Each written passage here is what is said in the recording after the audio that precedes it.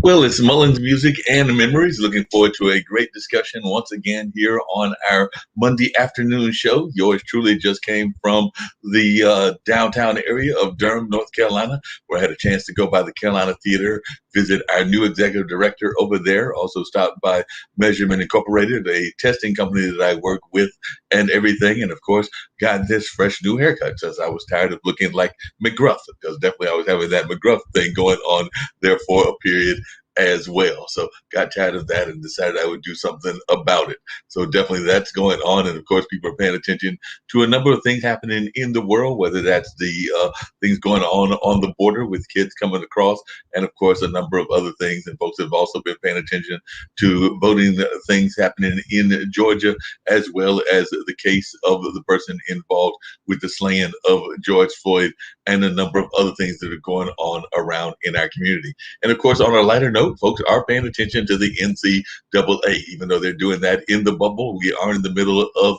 March Madness and all of that. And actually, I know that we had somebody that their team was doing quite well, and a lot of folks were thinking that it might have been because of the powers that she had as a nun. But unfortunately, her team then eventually got eliminated, and that was none other than Sister Jean over there, part of the Loyola team and all of that. And I know a lot of folks that are in that community, and I actually went to school at a Jesuit university, were definitely pulling for Loyola, hoping that she would be able to work some magic. She's worked magic other times in terms of getting them further than they were expected to go, but did not have the kind of success that they wanted, because they are not going to make it to the Final Four now that we're down to the Elite Eight, and Loyola is not one of those Elite Eight, unfortunately. But like I said, that's what's going on, and I know that a lot of folks are glad in my community that we've got a new coach, that being Shaka Smart, and we're hoping that he'll do well over there at Marquette. He's the first Black coach that's been hired over there in terms of a head coach, so that was some history making in that environment as well. But I'm going to bring on my guest, or one of my guests, for this particular afternoon, that being Margaret O'Connor. And she's actually written a book about some of the misconceptions that people have about the Catholic Church, as well as the role of women in the church as well. So definitely looking forward to hearing from Margaret O'Connor and hearing some of the things that she wished would be known more about and all of that. I know one of the things that when I went to school at Marquette, I was always a fan of what they call liberation theology. And I've actually got a good friend of mine here, Reverend Carl Kinney, who is a Baptist minister, that is also a fan of liberation theology as well. It's oftentimes seen as kind of the theology around revolutions and around positive changes and things of that nature. That's the way I've always defined it and all of that. But I was just wondering, definitely, Miss O'Connor, some of your own thoughts just about, because I know that you were involved in the Catholic tradition and all of that, but I don't know, I can't remember whether you were in the Franciscans or the Jesuits. Like I said, Marquette is a Jesuit university. So if you would just share a little bit about yourself and a little bit about some of the things that you wish that we knew in just society in general about the role of women in church. Sure. I'm a Catholic. I grew up in Buffalo, New York. I went to Christ the King Seminary in East Aurora, New York, and I am a former chaplain and now a Eucharistic minister. But from the time when I was little in the 50s, I was told very emphatically that there never were any women priests within our Catholic Church history. So, of course, when you're little and, the authority tells you something, well, that's pretty much it. But of course, as I went through my years, I always had that thought of hearing at times that there were indeed women priests in our church history. And I went for my pastoral master degree, and of course, there wasn't a peep. I couldn't find anything. So I kept researching that, and lo and behold, there's many, not only Catholic priests, there's Protestant ministers, Catholic religious women sisters that have done all the hard work. That is the actual biblical research. And lo and behold, there indeed are not only women priests within our early Catholic Church history, there are women bishops and there were women deacons. And it's amazing that this particular early part of the Catholic Church history is a history which the Catholic Church will never acknowledge. Well, now it makes sense why, because there's the hidden secret there. But what was I found completely fascinating was in this research that Jesus's mother, Mary, Mother of God, was a woman priest. They called her Mary Priest, but her title was the model for all priesthood in the Catholic Church. And if you look at 2,000 years of Catholic Church history, up until 1927, she retained that title. And this John Wyngaards, who himself was a former Catholic priest, in one of his books, he mentions from approximately AD 300 up to 1927, she had this title. And right away, it hit me 1927. My mother, my grandmother, obviously, they never heard of this, and it's something that it was actually kept a secret up to that period of time. But what really hit me was, as a woman, when I came to the realization that my own church lied to me. Right. And I'll tell you, that wasn't very pleasant. And I'm sure any of the other Catholics out there, it is something very hard to take in. But when you get beyond the awful, hurt of being lied to, for myself, it was my conscience. I thought, what can I do? I'm just one out of millions of Catholics that have no idea of this exciting new information. So I decided to write a book. But Mark, as my research went on, forget about 1927. Go ahead to 1976. The Pope has his own commission. It's called the Pontifical Biblical Commission. Right. And back then, they researched the very topic of woman priest. And they came out and they emphatically said, there is no reason why woman, that is biblically, why woman can't be priest. So what have they done? They have completely sat on that information. And wow.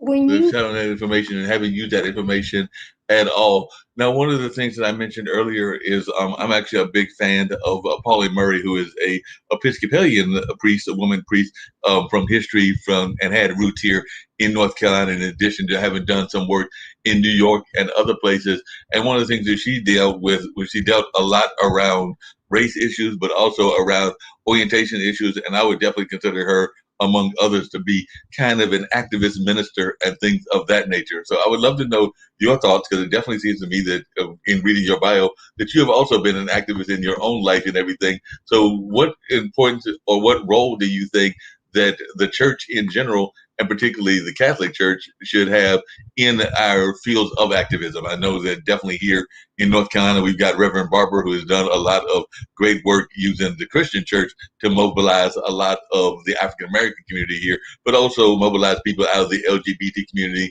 the Hispanic community, and a number of other communities. I would even argue the Asian community and others as well. But I was just wondering some of your thoughts of the role of church in activism. Well, I think it's wonderful, but realistically, if you look at the whole Catholic Church, whether it's here within the U.S. and of course, going worldwide, these church fathers are basically operating, I call it the Dark Ages, the medieval ages, and we can laugh about it.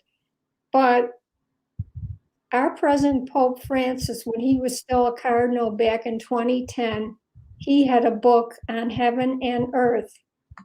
And he mentions in there that the woman feminists basically received whatever it was they were going for when women won the right for suffrage.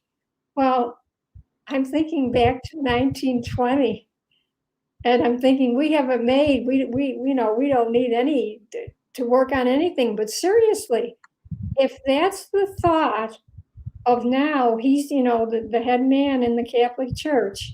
But if this is the thought of our hierarchy, that it's not even your inequality for any of the listeners out there, your inequality in our Catholic Church is not even on our church's hierarchy's radar. And I think that says volumes. And we should be open. As women, we are the other half of the church. Right.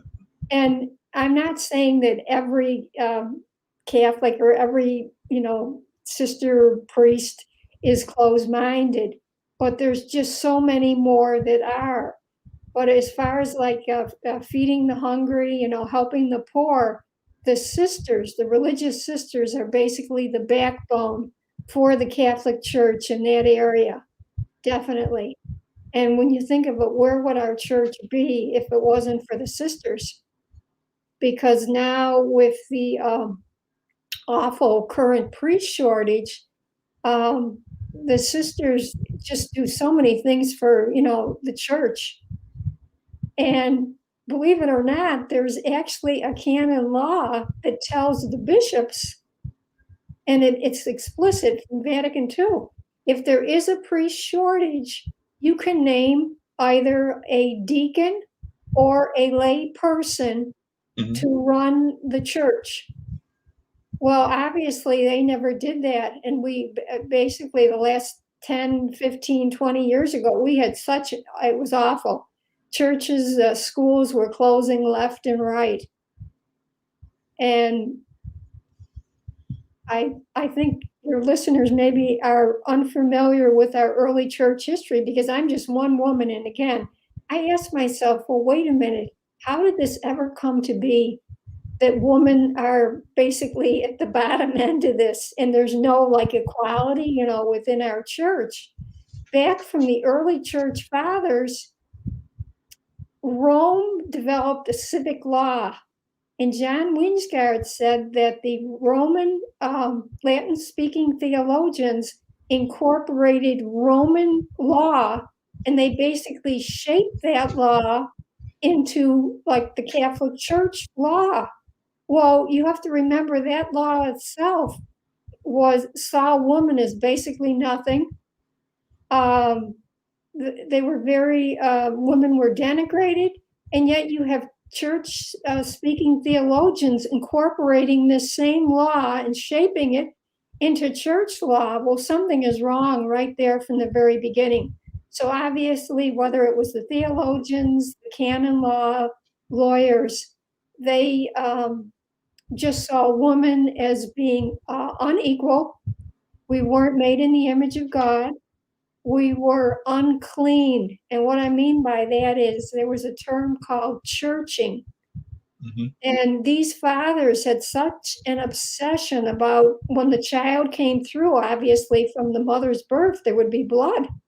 And that they just saw this as something hideous. So if you were a woman and you had a boy, you would have to wait 40 days to get back into the church and you'd have to be blessed by a priest. But here's the kicker. If you had a girl, the time was doubled. It was 80 days. So they saw woman as inferior, as unclean, as sinners. And of course, our very gender cinched the whole thing. There was just basically, we shouldn't be anywhere around having religious roles. So that's basically how all this started. But again, within the Catholic Church, you probably heard there's 5 biblical reasons why women can't be priests. And the first one is that we were not made in the image of God. And of course, the men back there, they had strict dominion over women unless you were a rich woman. Then you have the idea that women cannot teach in the church, and we've heard this from Paul's gospel, but actually there was a civil law which said oh my God, you can't have women out teaching in public because of their feeble mental intellect and their emotional instability. Then, of course, we move on to the punishment of Eve, that women were believed to carry the sin from that. And this goes again way back into Genesis. And it was strictly cultural prejudice. But lo and behold, the perfect candidates for the priesthood were the men. And of course, the women weren't looked on as perfect because there was that insinuation that they carried sin. Then we all know how Jesus specifically picked the 12 men to represent the 12 tribes of Israel. And again, when they did the research, biblical research, this is cultural prejudice. If Jesus ever would have picked 12 women back then, when you think of ancient Israel, it was purely patristic. Seriously, he would have been chased over some cliff.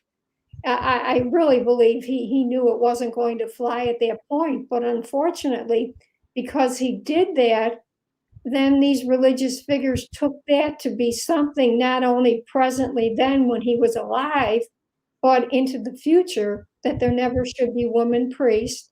And then the last reason is because Jesus himself was a male, then we have to have only males up during the consecration, during the Eucharistic celebration. But through the new biblical research, all of those 5 facts that I told you, the 5 points, they have all been proven to be cultural prejudice is behind them. So my question for the current hierarchy within my Catholic Church is, why haven't you come out with some type of a pronouncement saying that these facts are not all biblically, something of a biblical nature, but in fact, it's cultural prejudice? Wow. What do you say to folks when they tell you that they see the church and the environment that the church is in almost as a mirror reflection of society? And we do know that this is Women's History Month, and a lot of time women aren't given the kind of due respect they need just in general society, much less in the church society. I'm thinking about like the pay discrepancies I had mentioned earlier about the NCAA and the basketball tournament, and I definitely know that that came up during the early part of the tournament, the way that the athletes were felt treated differently, and definitely that seems to be a worldwide epidemic as well. This kind of unfairness in pay and in equity, and I'm sure that some people would make the argument that you shouldn't expect anything more from the Catholic Church since they're part of a greater global society and they're just doing what the rest of society is doing as well. But I was just wondering your thoughts on that. Well, they sure are, unfortunately. It's everywhere. But seriously, and I do, and I say this, and people, will get upset. But these so-called men of God, we talk about a mirror. Let's look at mirroring Jesus's own ministry. Jesus was all about honesty and truth. Are we really seeing that in our church today? Hmm. Did Jesus denigrate woman as the early church fathers did? And that carried as well from the earliest part of the church through the Middle Ages. And then even again today, saying that women are unequal. Why isn't the hierarchy of the Catholic Church even following Jesus's biblical words? We all know Galatians 3:28, there is no male or female, all are one in Christ Jesus.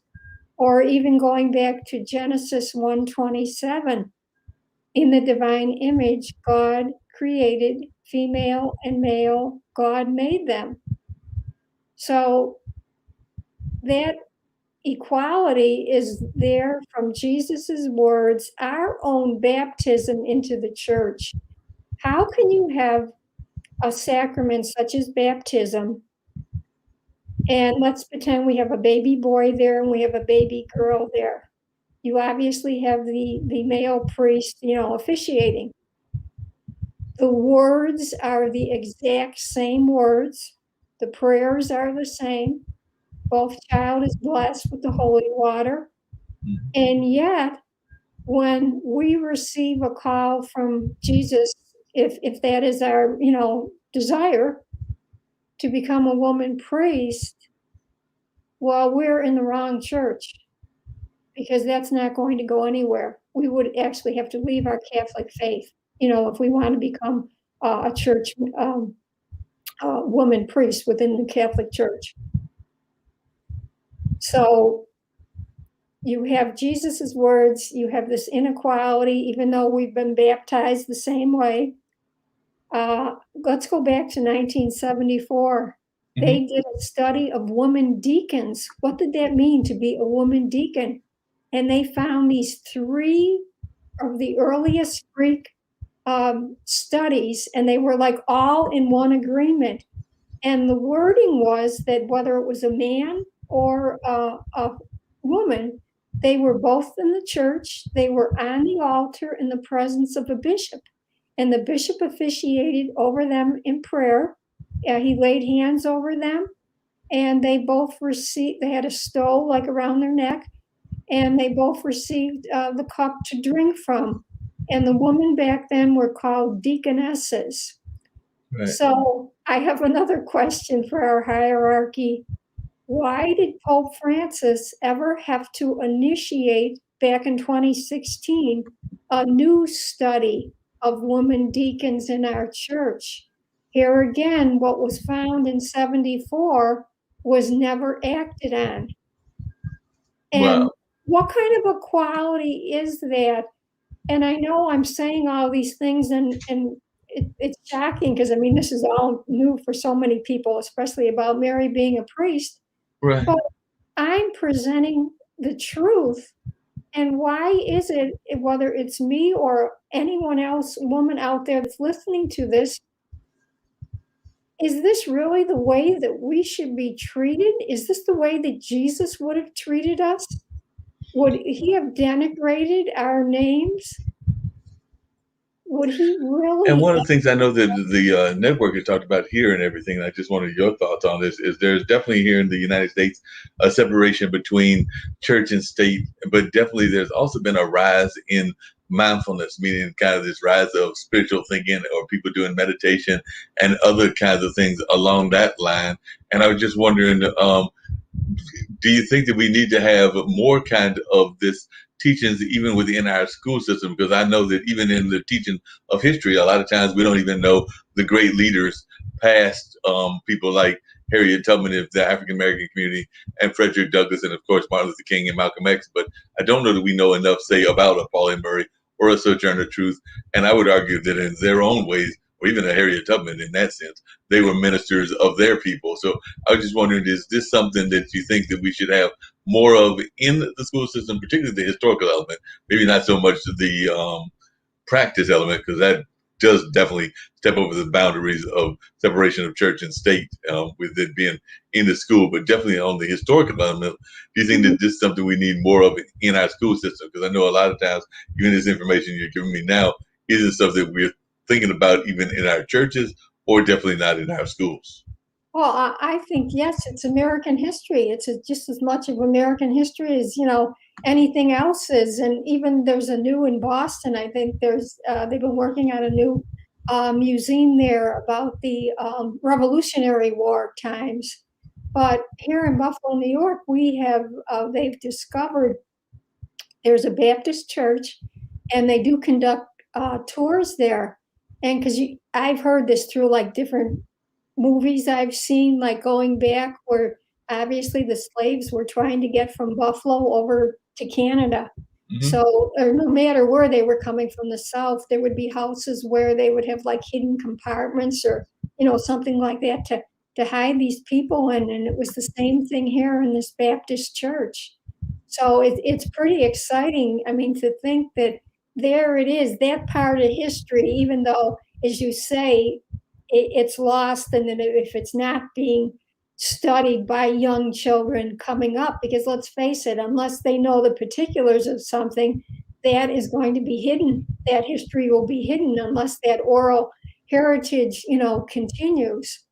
And I think that would be wonderful because there's even American history, like getting back to the Civil War or whatever. I guess they've changed our curriculum within the schools. It's not like when I went back to school in the 50s, 60s. It seemed more like it was that. Now there's so much that you really don't get into the that history. And let's face it, that's our foundation, just as like any of our churches have their foundation and their principles or whatever. This is our history, and yeah, that would be wonderful. Yeah, we definitely need to get more of it taught and everything because we don't have enough of it taught. I would even argue not taught enough in the colleges, including colleges that are based in that kind of faith. Like I said, Marquette's a Jesuit university, and I know there are other universities that are based in other orders as well. So I definitely think that it probably needs to be taught more often and all of that. On your own journey, I know that part of your journeying through this and part of the reason that you got involved in this was kind of your own journey and your own journey dealing with the cancer and also having your sister and everything. So I would love to hear your talks about that and how that helped you go into this journey of what you found about your own life and your own thoughts on religion. Yes, I have my twin sister Pat. We both have a great sense of humor. She really, was very funny that way. But it was one of the most trying times of my life because there I was. I still had my health, and to see someone, she was 44 when she died. To see someone suffer through cancer, it just well, so many people know they've lost, their immediate family or friends. It's something very hard to do, and I would at times I would think when I was sitting by her bedside, would I have been able to have that same grace and that same dignity that she had? And she had three different types of cancer in her brain. So we basically had to wait 2 weeks at the end for her heart to give out. I mean, because she was like other than the brain cancer, her heart was very healthy. So it was horrendous, but she did set the example, and she just loved life. She lived it to the fullest, and I knew it would be a disservice to her to, not go on with my life.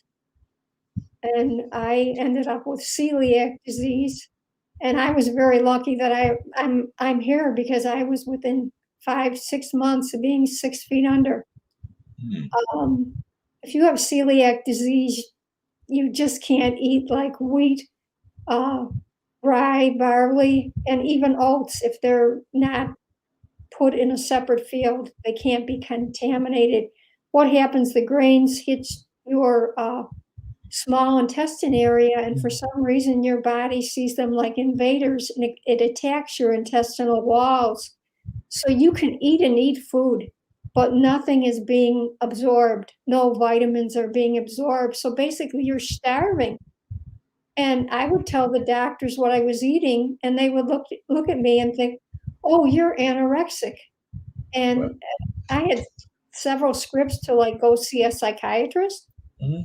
And luckily, the last doctor that I saw, a regular doctor, said, "We're going to do more testing." And believe it or not, celiac disease just wasn't known about then. And finally, I was diagnosed in 85 Yeah. because in the medical books, there was maybe one or two little small paragraphs, and it was basically saying it's a disease of like young children.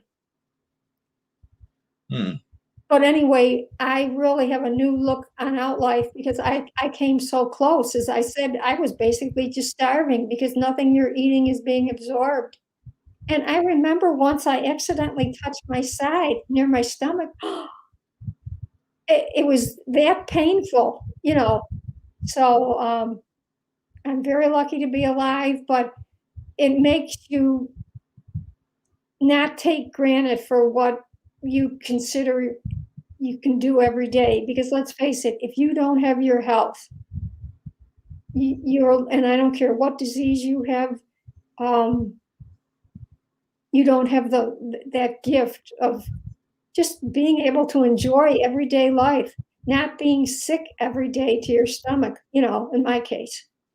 So I really cherish my everyday life now. And I know my sister's with me in spirit. I really believe that. And my other loved ones that have preceded my younger brother, Paul, and my parents. But anyway, this is my mission now is to get. No, there's a great mission, and one of the things I was going to ask you about that mission was definitely when Dan Brown and a number of other people have come out with books like the Da Vinci Code and a number of other things. People have oftentimes talked about the global power, and of course, definitely it played a role in some of our wars and in colonialism of the Vatican and of the Catholic Church and things of that nature. So I was wondering, is that a concern of yours as well? Because you've definitely been involved in the Catholic Church, but definitely I know a lot of times people think about the Catholic Church and the amount of even kind of influences that it has in the world. Definitely more so in the past than maybe now, but it has definitely had some in the past and in the future. But I was just wondering your thoughts.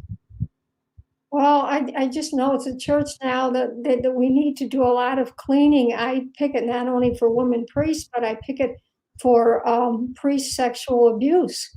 Right. And we had in Buffalo, New York, a disgraced bishop finally was removed. And he basically, this priest was let go by the former bishop that left Buffalo. This new bishop comes along, and all of a sudden he reinstates this priest. Well, I mean, alarm bells go off. This just can't happen. Well, this priest finally goes back to the way of what he was doing, and this bishop, how can I get, he moved him here and there. I mean, what am I going to do? So he had this, oh my God, this novel idea. Let's write a cruise ship line. And they had a copy on the news of the email that he sent to the cruise ship line. And it was basically glowing details about this priest's moral character. But what I'm trying to say is this priest abuse issue just isn't with the deviant priest, it's with the enabler bishops, the enabler cardinals. And so many in the Catholic Church are just so disgusted if we're out there picketing, and when we do this, we just let our signs talk for us. Right. We're not like, it's not like a regular union picket, you know what I mean? We're not screaming at anybody. And this lady comes out of the church. Who do you think you are? You're the ones that are destroying the church. And she whips open her coat. It was in the middle of winter. I thought, oh my God, she has a gun. She had a cup of water and she started to bless us. And I said, no, ma'am. I said, I know what's going on in this church. And I said, we are out here because priests are raping young children and young adults. And yet you're saying that I can't protest against that? And then she turned away. But we had something, Mark, it was called Pray and Obey. And it was really back in the early years of the church, and then even up into the 50s, 60s. Then it's not like it was that you just knew. You never spoke out against your pastor, let alone whatever Rome was up to.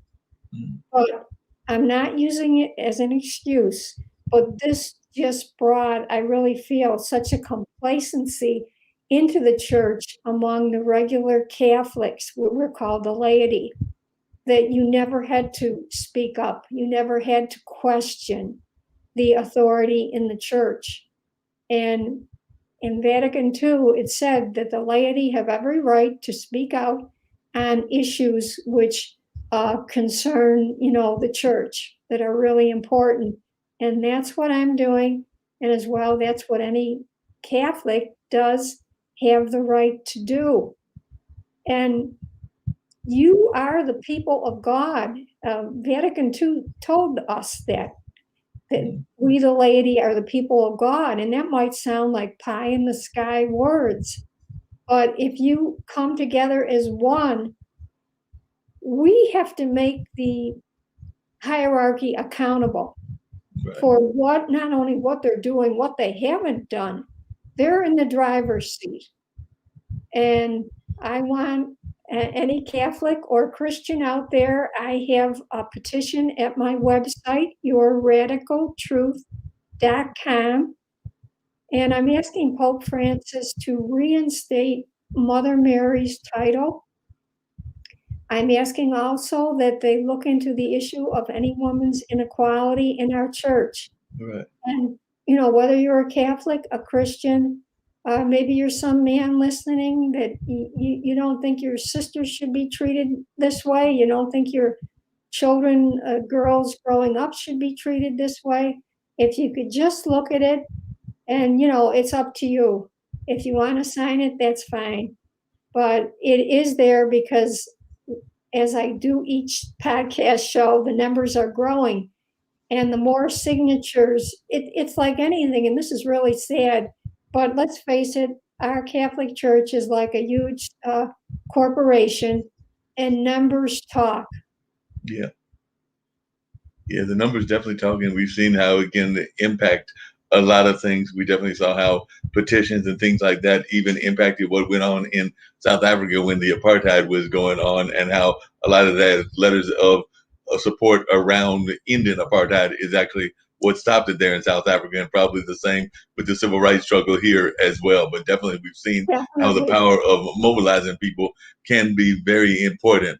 What do you say to those that make the argument that this is just part of a greater societal problem in the ways that women are treated in general? Because a lot of times people will talk not just about the Catholic Church, but just about pay equity in general, like the fact that a man engineer may make a whole lot more than a woman engineer, and the same with the lawyers and others. So when folks try to get you to see it as a broader picture, do you see it as a broader picture, or do you try to think it as only something that you need to focus just on the Catholic Church, or do you think it plays even into the broader disparity question? Oh, it definitely plays into the broader disparity because it's all across our society. And it's still there. And where are we? We're in 2021.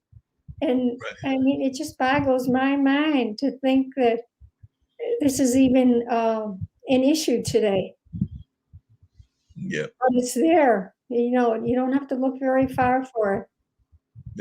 Right there in the church and everything. Because I'm imagining a lot of times people think about the great sacrifices that women make when they become nuns, and also, of course, the sacrifices that men are supposed to make when they become priests and all of that. But what do you do when people tell you that they want to give you that stereotype version of, everybody needs to stay in their own individual places and all of that? I'm not a big believer in that, but I do know that philosophy is out there. But I was just wondering, when you hear that, what is your response to them? I heard it on the picket line. You belong in the kitchen. I'm holding the sign. I almost dropped it because, you hear some, I'll be polite, discouraging words. But when he said, you belong in the kitchen. Oh boy, yes. But now that we know that Mary, Mother of God, was a woman priest, we as women know that we have every right to be a Catholic priest. We know it from the commission that they found that there were women deacons. We know it from the 76th Pope's Commission. Woman can be priest. We know it from Jesus's words. Oh, and as well in Vatican II, there was a constitution on the Catholic Church in the modern world, Gaudium et Spes, and specifically Article 29 had wording.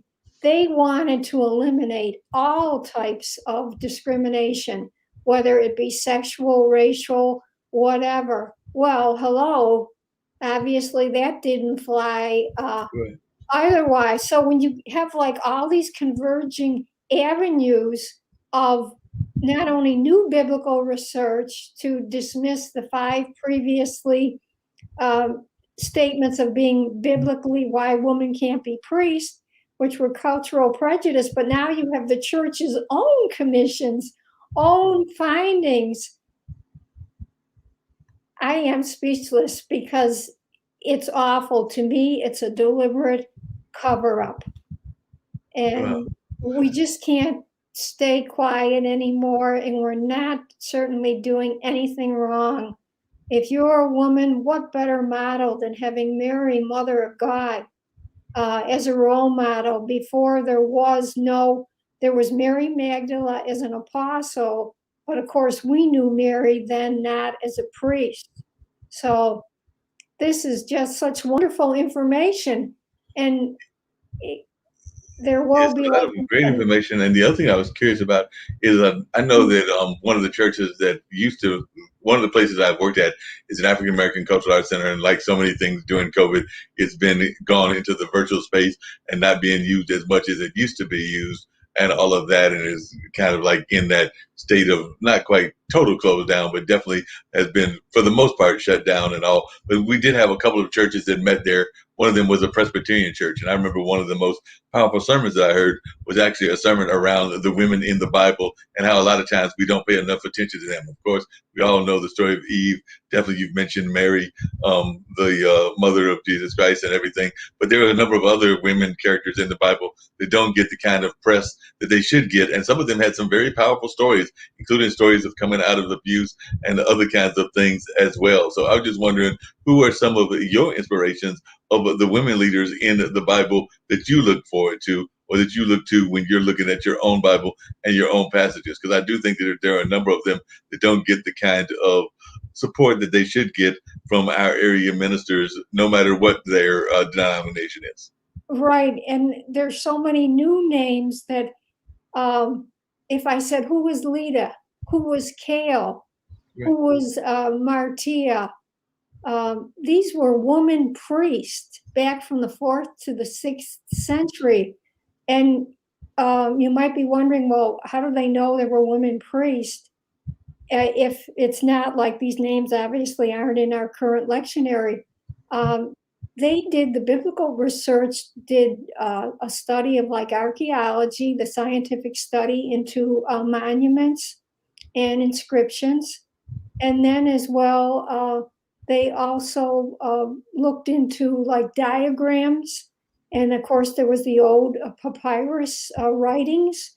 They've done research on them, and they even checked out the coins they had back then. That, when you get like all these disparate elements and you put them together, you get a new story. And as far as the bishops went, being Irish, there was Bridget of Ireland. She was a bishop. And then there was Theodora Episcopa. And then there was another lady from Italy. And when we speak of apostles, remember we just talked about Mary Magdalene. This was a dynamic piece of information that I found out. There was a lady researcher, Ida Ramming, and she found out that there was a concept of apostleship. We've all heard the only one story of Jesus specifically picking the 12 male apostles. But what this concept of apostleship meant was, who could be an apostle? In the earliest times, anyone who was divinely and officially sent out, either by their community or by the risen one himself. So then when you take the new biblical research and you hear a name like Nino, which of course doesn't make any sense to us, but she was an apostle. And then there was Susanna, and then there was the Samaritan woman, and there was Mary, um, and some other names, which of course are not at all common because we've never heard them before. Really, within our Catholic Church, we have to start like a new course, like seriously, Woman 101. And within our lectionary, we have to bring back the remaining pieces of information that we do have specifically on women and their roles. And Gary Macy had a book, The Hidden History of Women in the Catholic Church. And he, in so many words, said it was awful how any mention of like woman priest, it was seen as like delusion.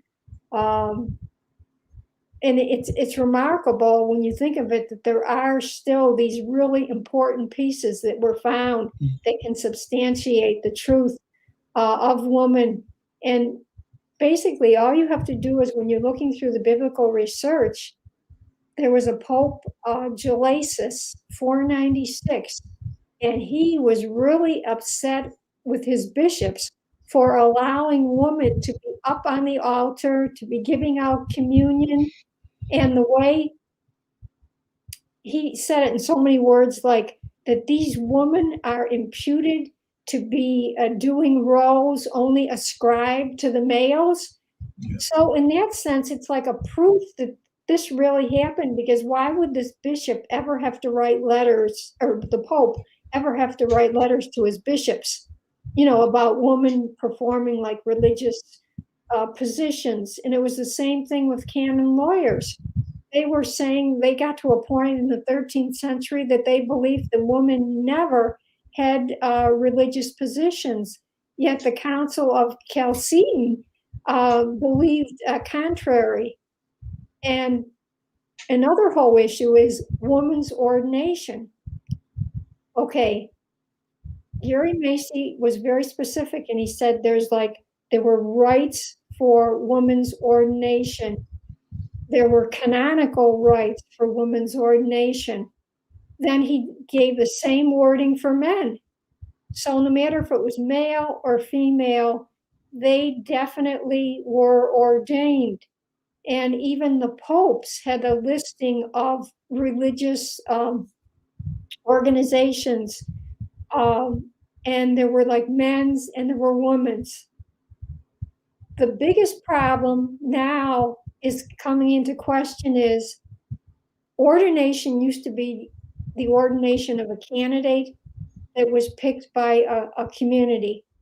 And this would be like a celebration for them because they were moving into a new, religious role as like a priest within a community. But then what happened was the very term ordination was changed. And now that incorporated a special status and a special power of being on the altar and changing like the body and blood, the wine and the bread into the body of Jesus Christ. But back in the 5th century in Chalcedon, believe it or not, any ordination would have been considered null and void if the bishop would ever get involved. It had to be a specific community choosing a specific candidate. And I was thinking, with the shortage of priests, if we could only bring back that way of doing it. And to me, that would be so personable because it would be a specific community choosing, a specific candidate. But I found that very interesting that the bishop couldn't, at that time anyway, get involved. And that's why it's so sad in a way. But of course, anything grows from being something small and intimate. And then, of course, as the size of the church grows. But basically, the hierarchy took over and, just changed it into this male priesthood. Yeah, it's like a male fraternity now and everything. What do you think that women ministers and just women in general can do to make the change that you would like to see done? One, of acknowledging all of this great history, and I do acknowledge there's stuff that should have been taught many years ago and definitely should be acknowledged on a regular basis, but also getting more women into the priesthood, because a lot of times, a lot of churches, not just the Catholic Church, but a number of churches fight against that, feeling that for whatever reasons that women have no place in that.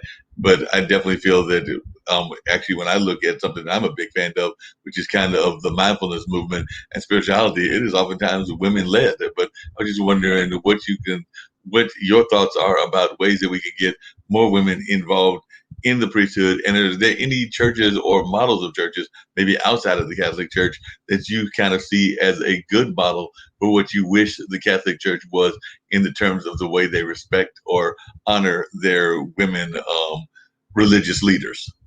The Episcopal Church is very close to the Catholic Church, so that would be like a perfect model. But believe it or not, there's different Catholic groups. There's like Call to Action Future Church, Women's Ordination Conference, Roman Catholic Woman Priest.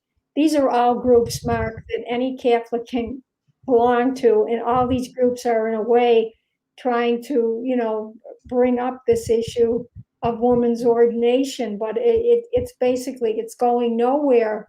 But I find fascinating the one group that I mentioned, woman priest, woman Catholic priest. Back in 2002, on the Danube River, there was a Catholic bishop. Now, this had to be so secretive because if the word ever got out that he ordained Catholic women that wanted to be priests and as well that wanted to be bishops, well, obviously, he would be removed from the Catholic Church like they removed Father Rory Bourgeois. Because he openly spoke out for women's ordination. So anyway, this bishop ordained these Catholic women priests and Catholic women bishops. And what made this so important was that he ordained Catholic women bishops is that within our Catholic Church ordination tradition, there's a term apostolic succession. And what that means is it goes back to the apostles. So now that there were women, Catholic women and they've been officially ordinated by a bona fide Catholic bishop, these Catholic bishops have the power, these women bishops have the power to ordinate more either Catholic women priests or Catholic women bishops. So they're not in Buffalo yet. They can come up this way, but they're in other parts of the country.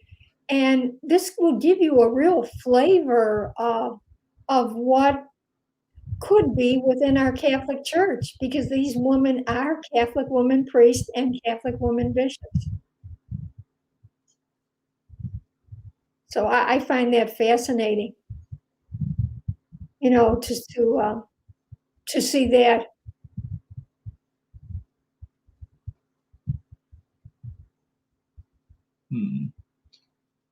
Yeah, that's just fascinating. And one of the things that I was kind of curious about in that regards is there's a lot of that information that you're given that I'm sure folks are fascinated by. And one of the things with your book is how can folks get the book and where's the best way that they can reach you to learn more about this information that you're providing us?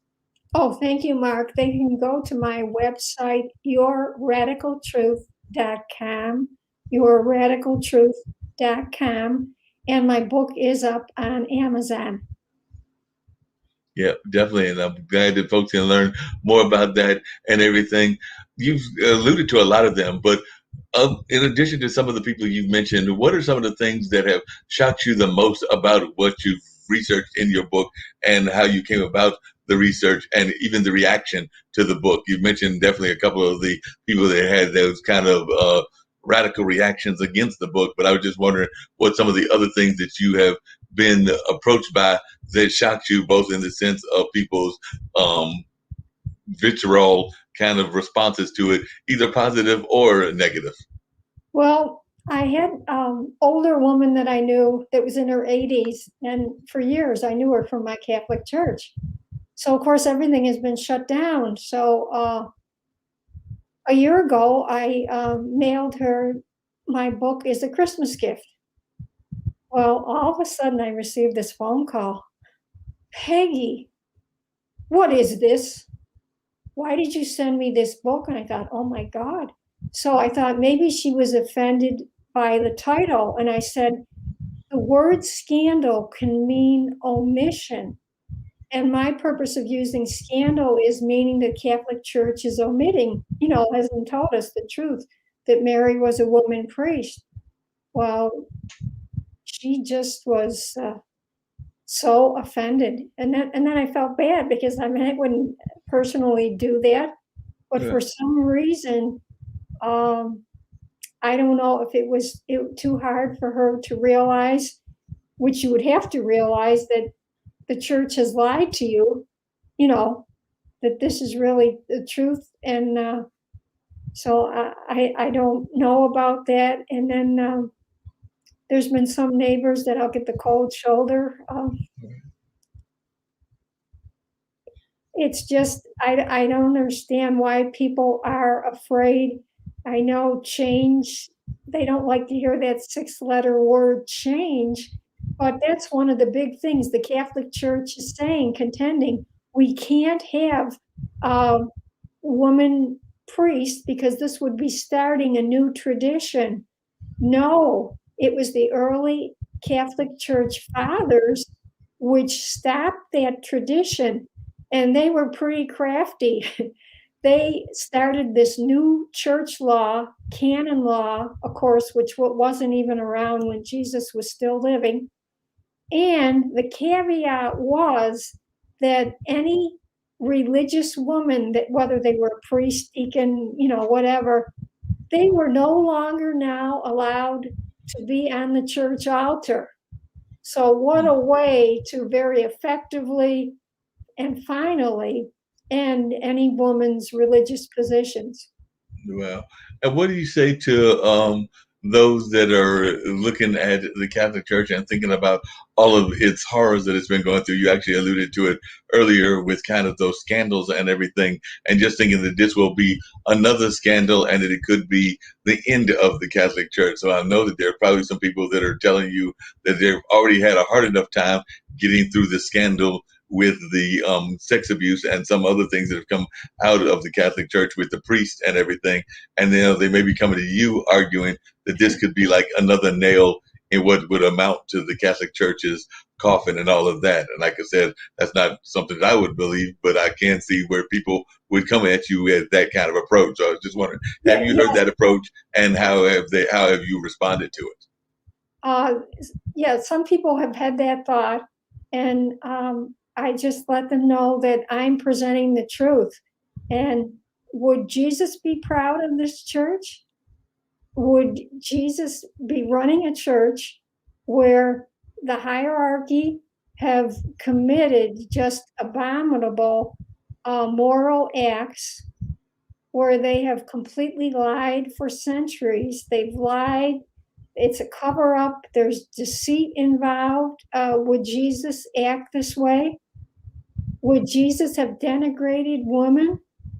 And what I'm doing or any other woman's doing in reform, we're first of all, we're bringing back a history that was there, a tradition in our church of woman religious positions. And then as well, we're clearing out all this awful, deplorable behavior. And we're really bringing the church back to what it should be. And then from there, I mean, I'm just saying, oh, we're going to do this, we're going to do that. But if all the Catholics listening would come together from that perspective, this could be changed immediately. So if you are afraid to go out and picket or you don't want to write letters, if you could please sign my petition.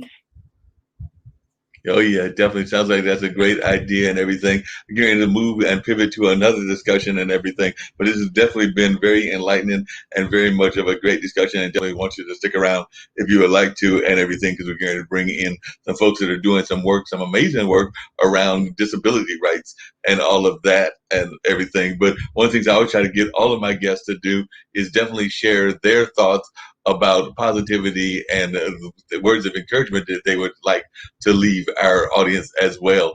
And then I would also love to hear from you before bringing our folks in from disability, your thoughts about how the church can be used in a positive light in terms of dealing with issues, whether that's dealing with issues like I know that here we've got Black Lives Matter, we're also dealing with immigration, and of course there are a number of things that are going on with our folks of different abilities. So as a leader within your own church community and everything, what are some of the ways that you think that our religious leaders should be involved in these fights and everything?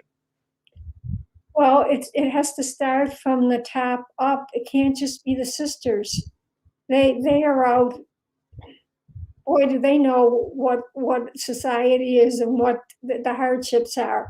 They are out there toiling every day. They're the real ministers within the church.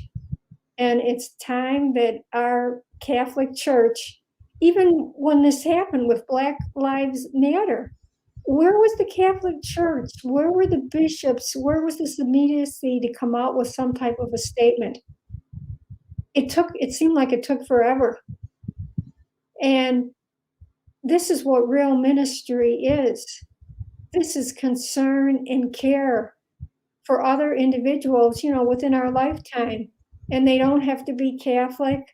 I mean, let's face it, I'm Catholic because my parents were Catholic. Whatever your faith is, that is because, and there's just such a divide. And if the church could only get out of its way.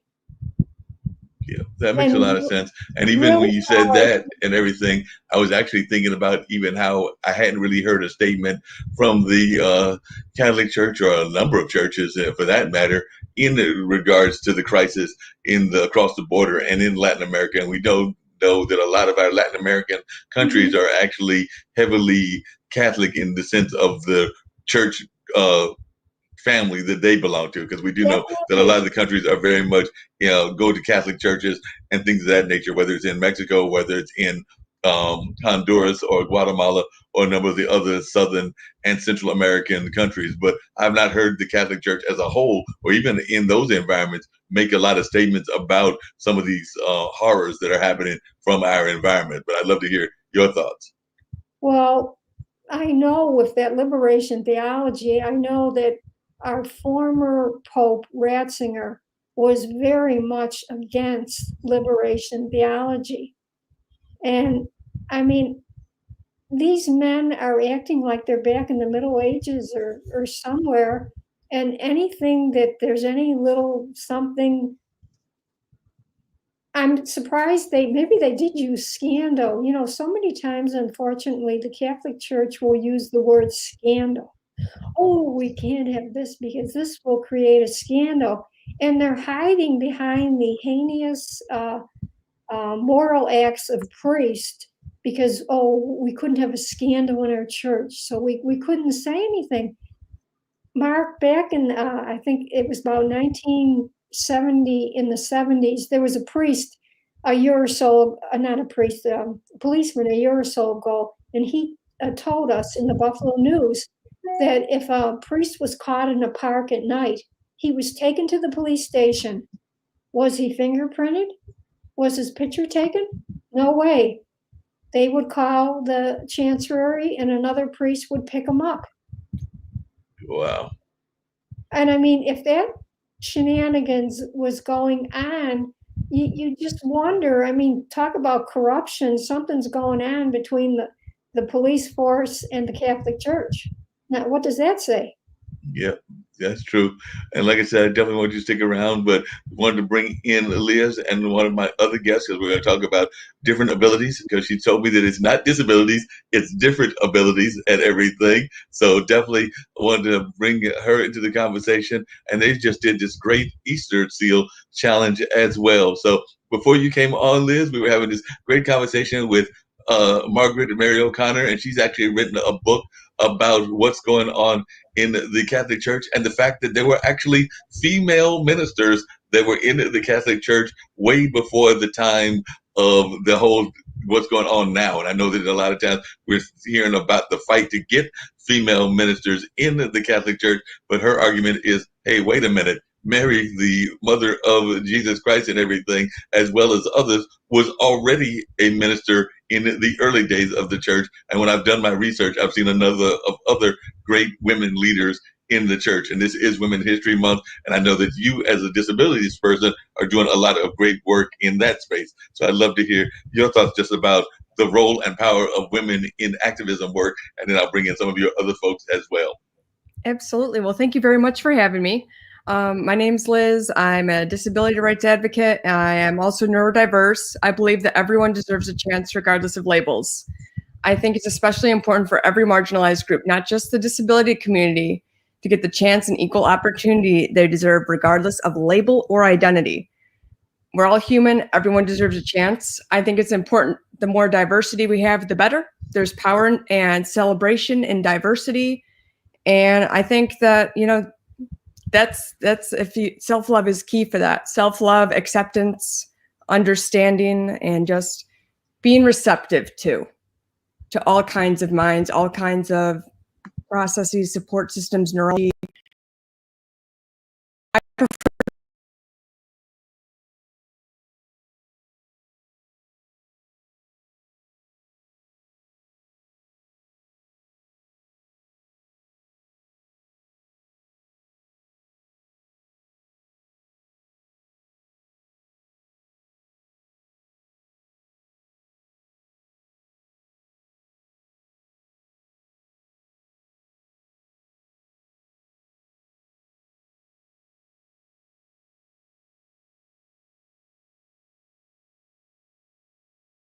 Now that makes in crime touch with and everything as well, and share a little bit about what y'all are doing and all of that. Before y'all came on, and I definitely knew it was going to be a two-part segment, but I wanted Margaret to stick around as much as she can as well. But definitely, we were talking to Margaret about kind of the role of women within the Catholic Church, but also the role of women in religion in general. And she's done this great book where she just wrote, finding that there were a number of great women leaders that weren't even recognized within the Catholic Church in its early days and all of that. So she's written this book basically calling that a true, and I would agree with her that that was a scandal and everything, that they weren't getting that kind of acknowledgement. So definitely I'd love for folks to meet and learn about you, Anna, and also your thoughts about disability and your thoughts about being a activist, and I would argue a woman activist.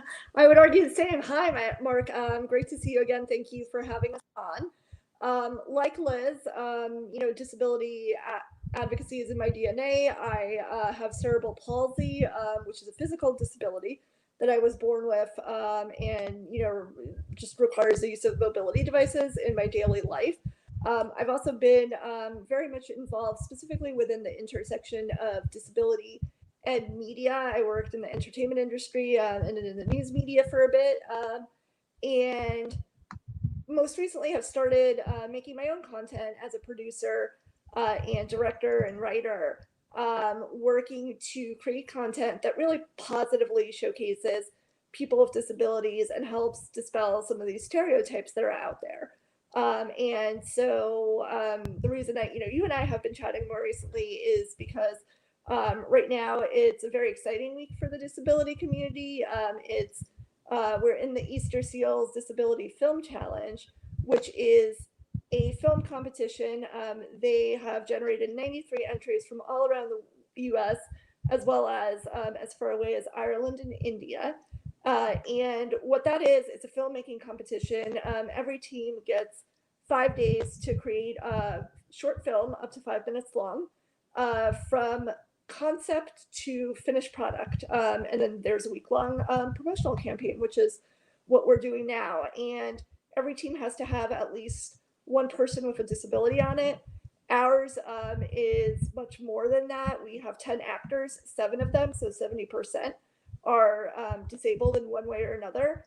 And then behind the scenes, our production team, 100% people with disabilities. So myself and Liz, as well as our other co-producer, JD.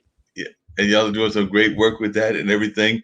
I'm actually going to do a little bit of adjusting by getting my headsets and everything. So y'all may see me disappear. But in the meantime, I want to bring Sasha on. I think I pronounced that right and everything. And she can tell a little bit about herself while I do a little bit of grabbing of the headset so I can hear everybody clearer and all of that. But definitely, Sasha, share a little bit about yourself and everything. Oh, there was Sasha. She almost was there. Sasha, share a little bit about yourself and everything. And then I'm going to go grab my headsets, which are actually right behind me. So they're not that far away. So it'll only take about a minute or two. But definitely share a little bit about yourself and your role in this production as well.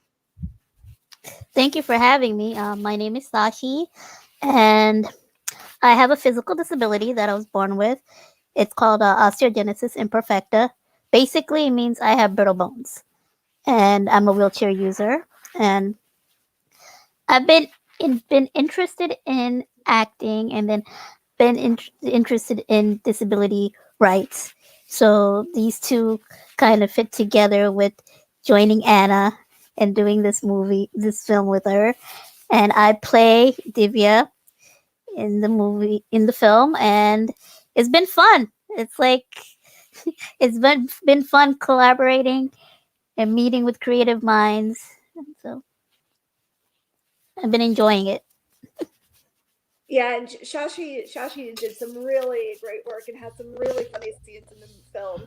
So I encourage everyone to watch it. It's actually available on YouTube, Facebook, and Instagram on the Easter Seals Disability Film Challenge official channels. And you can get to it. The easiest way to get to the YouTube is bit.ly, so bit.ly/social fitness movie. And that's the name of the film. It's called Social Fitness. Cool. Well, I'm gonna bring Anita into the conversation as well, and hopefully she can tell us a little bit about their role as well. So, Anita, I'm sure that you would love to share a little bit about what you've got going on and about your role within this great Easter Seal Challenge as well. I certainly do. I'm so glad to be here. Thanks so much for including me. My name is Anita Hollander, she, her, hers, and I'm the national chair of SAG-AFTRA Performers with Disabilities Committee. So I've been at this activism thing for performers with disabilities for a very long time, and as well as Dramatists Guild and Writers Guild and all the other guilds, but sort of pushing the inclusion thing and diversity thing. But also what I make my living at is acting and music.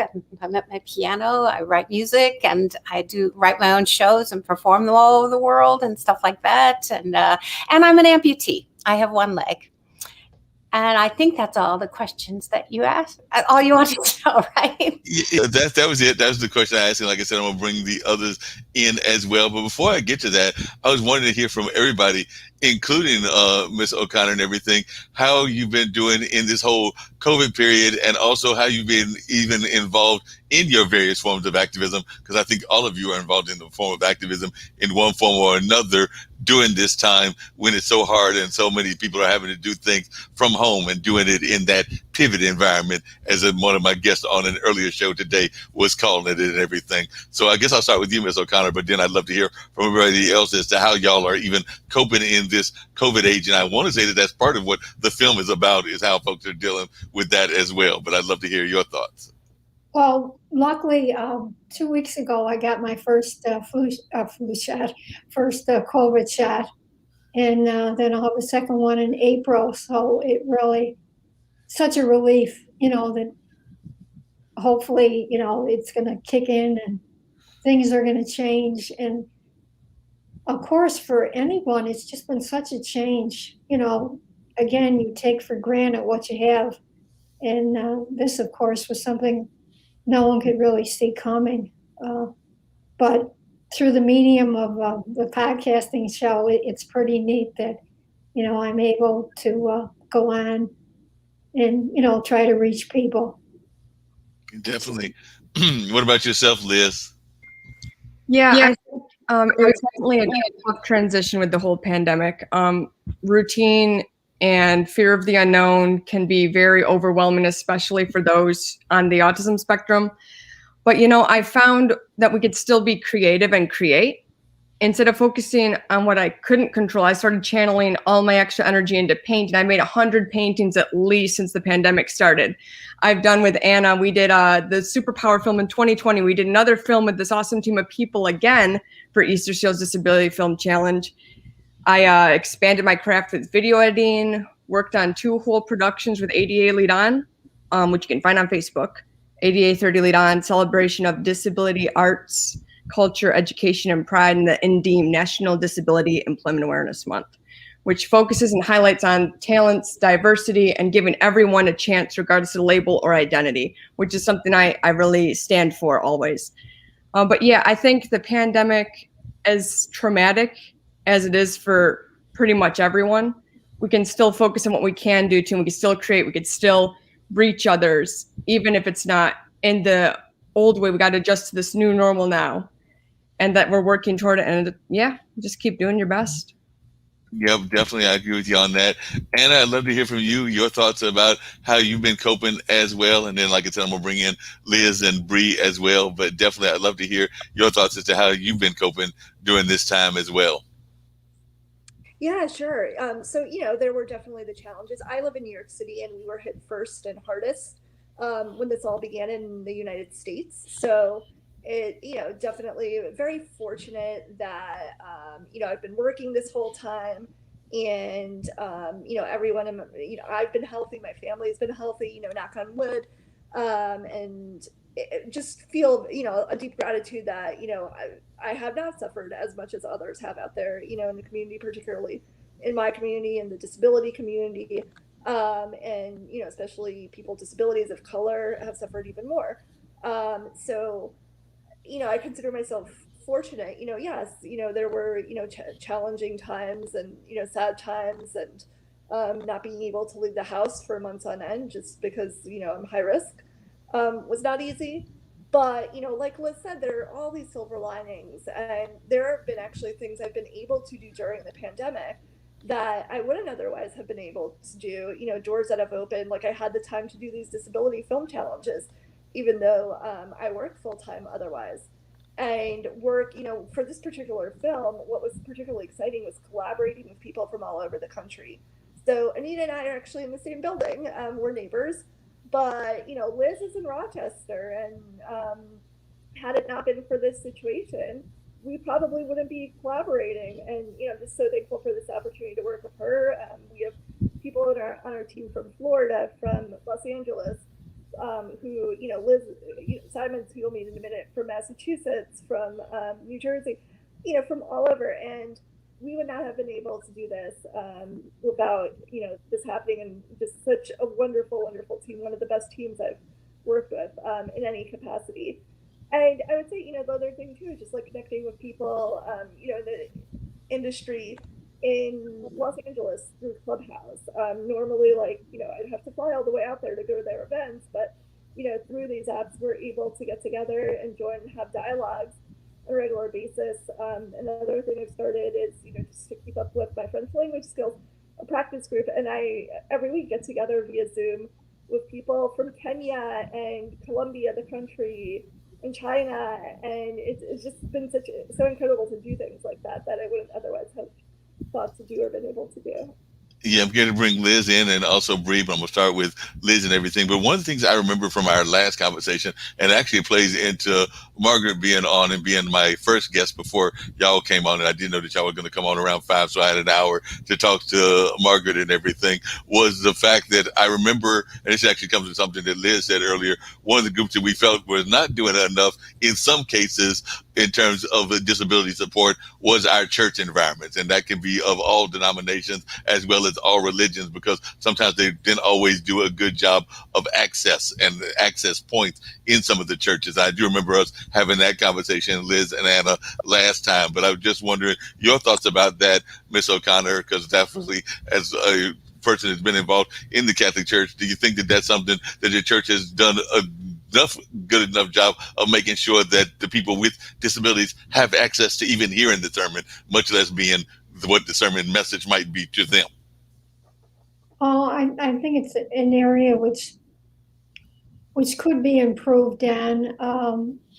It was only 2 years ago that they finally they built a ramp in our church so that if we have a new like addition on the senior center there, and so that people could access out of that office like down into the church. It's like anything, it takes so much time. Yeah, definitely. There's not the immediacy there. Gotcha. What are your thoughts about that? Because I do remember, Liz, I think it was you that mentioned it last time, that you felt that it could be done a greater job of that. It was either you or Anne. I can't remember which one. I could go back into my archives and remember that conversation. But off the top of my head, I remember it was one of you two that talked about what you wished that more of our institutions would do, not just churches, but schools and a number of other ones as well. Yeah, I don't remember that part, but I do definitely think we have a lot more work to do in making the world more accessible for everyone. And it all starts with, like things like the Easter Seals Disability Film Challenge, just like spreading acceptance and good understanding and inclusion and equal opportunity for everyone. I think we definitely need a lot more accessibility in institutions and all types of facilities and education. Yeah, way to go. Definitely. Yeah, and I think one of the things that I wanted to portray in this film, and really, one of the things that is kind of unique about this film is that you have a bunch of people with disabilities, but it never talks about anyone's disability. They're just people and doing normal things and abnormal things too. So the idea is that like in any capacity, no matter what sphere of life you're talking about, people with disabilities should have access to it, because they could be your customers, they could also be your employees. One of the people that you see in the film in the first few minutes is a reporter who uses a wheelchair, and her disability is one of the few that actually is very visible in the film, because if you watch it, you can't tell that Anita has one leg, because you see her from the waist up. And it doesn't even enter your sphere of thought of like, should this person be doing this job? And then you see a reporter in a wheelchair, and she's very good at her job. And all of these people are, like when we show them like in a certain professional capacity, like they're just there because they're good at their job. So any kind of barriers need to be removed. And it's part of there's a whole debate in Hollywood about authentic casting, because what tends to happen, the very few roles that are written as being disabled characters, it's about 5% for all of network television. Only about 2% of those are played by actors who actually have disabilities. So that's 0.1% of anyone that you see on TV is actually like a real person with a disability playing a character with a disability. And even then, it's like, you have a 50-50 shot of, is that an accurate portrayal or not? Is that a positive portrayal or not? Yeah, I definitely agree with you, because actually, I just recently I'm bringing Liz in, and I do want to hear from Liz as well. But I just finished watching what I would consider one of the best examples of non-traditional cast and everything, and I actually found it to be an enjoyable show and everything. And that was the new TV series Chad, which is actually about a teenage boy and some of the kind of things that teenage boys go through when they are the misfits in their high school and all of that. Ironically, it is played by an Asian woman, and there is also a main character, I think it's one of his best friends, who is in a wheelchair. And I had actually gotten the email from y'all about this whole movie and everything, and that was one of the questions that then went through my head. I was wondering, well, y'all have done some very non-traditional casting in the sense of you have an Asian Asian American female playing a Muslim male teenager, and you also have this person in a wheelchair. And because of y'all's press release, in my mind started going, I wonder if they actually have something that they need to be in a wheelchair for, or the disability that would cause them to be in a wheelchair, or is this just a regular two-legged person that does not have any sort of different ability that is sitting there playing somebody that is quote unquote handicapped and everything. So I did start thinking about that when I was watching that, based on the press releases and stuff that I had gotten from y'all. And I started going, y'all have done one great job of non-traditional casting, but I'm not sure about the rest of it. Because like I said, y'all definitely, she is playing totally a teenage boy and everything, but she is plainly not. But Liz, love to hear your thoughts about being involved in the film and what your role is. And then I'm going to bring Bree in as well. Awesome. Thank you so much for having me. Can you guys hear me okay? Yep, hear you loud and clear. Beautiful.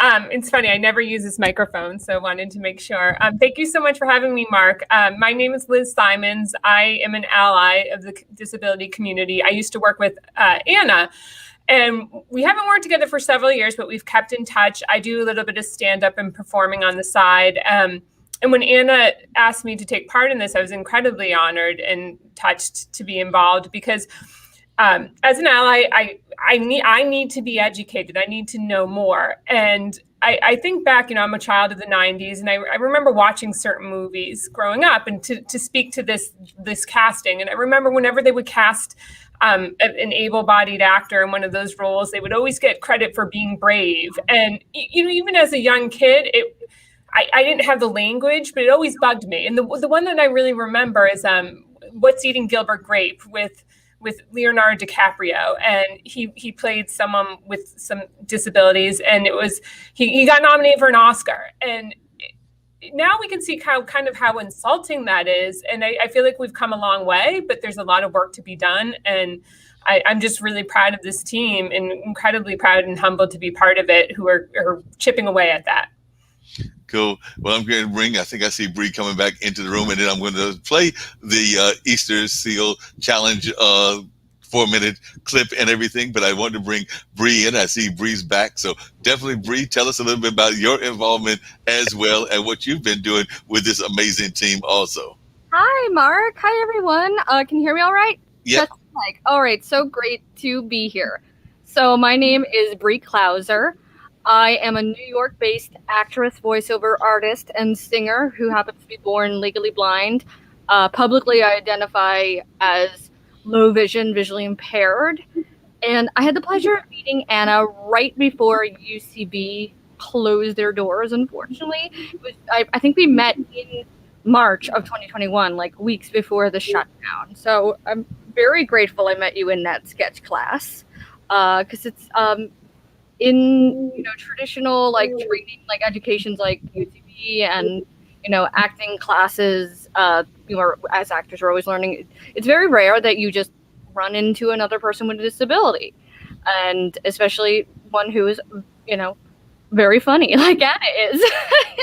So we kept in touch, and I was just so thrilled when she invited me to be part of her film, and we had so much fun. I love this script. I love this story. I love the whole sketch comedy vibe of it, and I love that all of us got to bring a little bit of improv flair to our characters and just go there.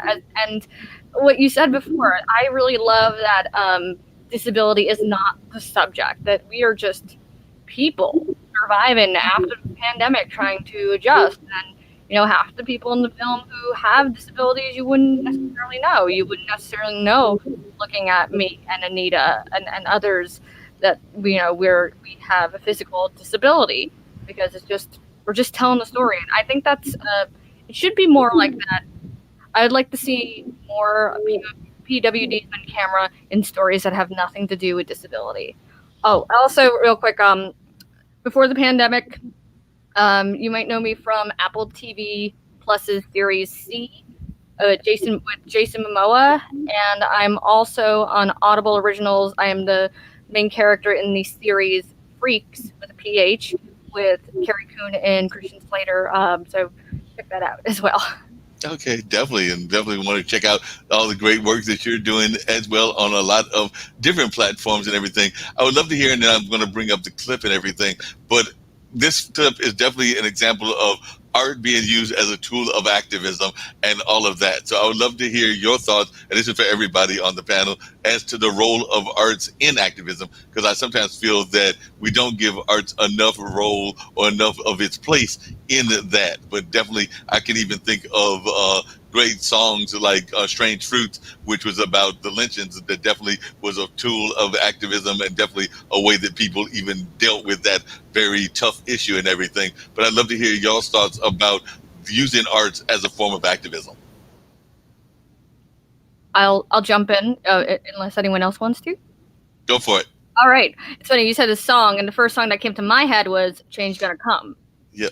And what an interesting story behind that song that we could talk for hours and hours about.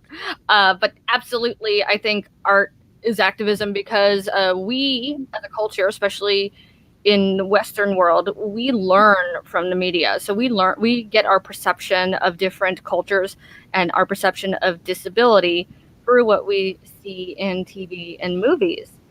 So if we don't see ourselves on screen, or if we keep seeing our community constantly being misrepresented or marginalized or stereotyped, then that's how everyone else is going to see us. And in this film, I think it definitely achieves that a level of activism, because we are there are no victims, there are no dead bodies, there are no typical disabled roles that we see.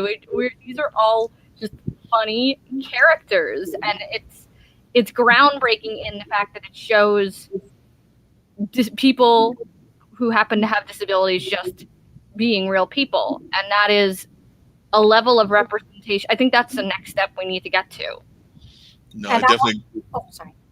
Yeah, go ahead and add what you wanted to add as well. I would just add to that for years, every time I've done a role in a show that is not written as a person with a disability, I've been educating people. I particularly bring up the example of playing Grisabella in Cats as a three-legged cat, and it changes the audience. They can't leave the same way they came in, because obviously I had the chops to play the role, to sing memory, and to dance and do all those things. But they saw something in action that they had not seen before, and it changes their whole perspective. So every time we do something in the art like this, we are actually delivering education, and education is what changes things. As far as I'm concerned. When we fight against something and bang against a brick wall, it's not as effective as when we actually do something that entertains and changes your mind and entertains you. You're enjoying it and your mind is changed. So I feel like that's an education thing that the arts provides, not in a boring way.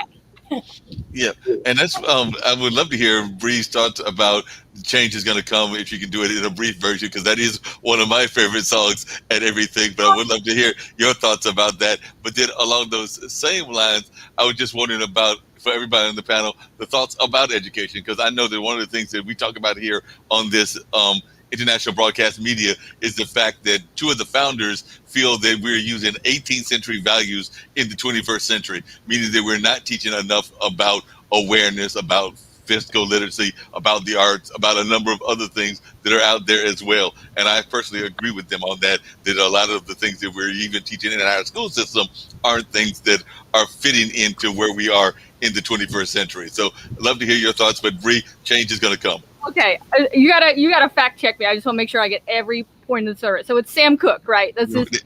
Yes. Sam, he wrote that song.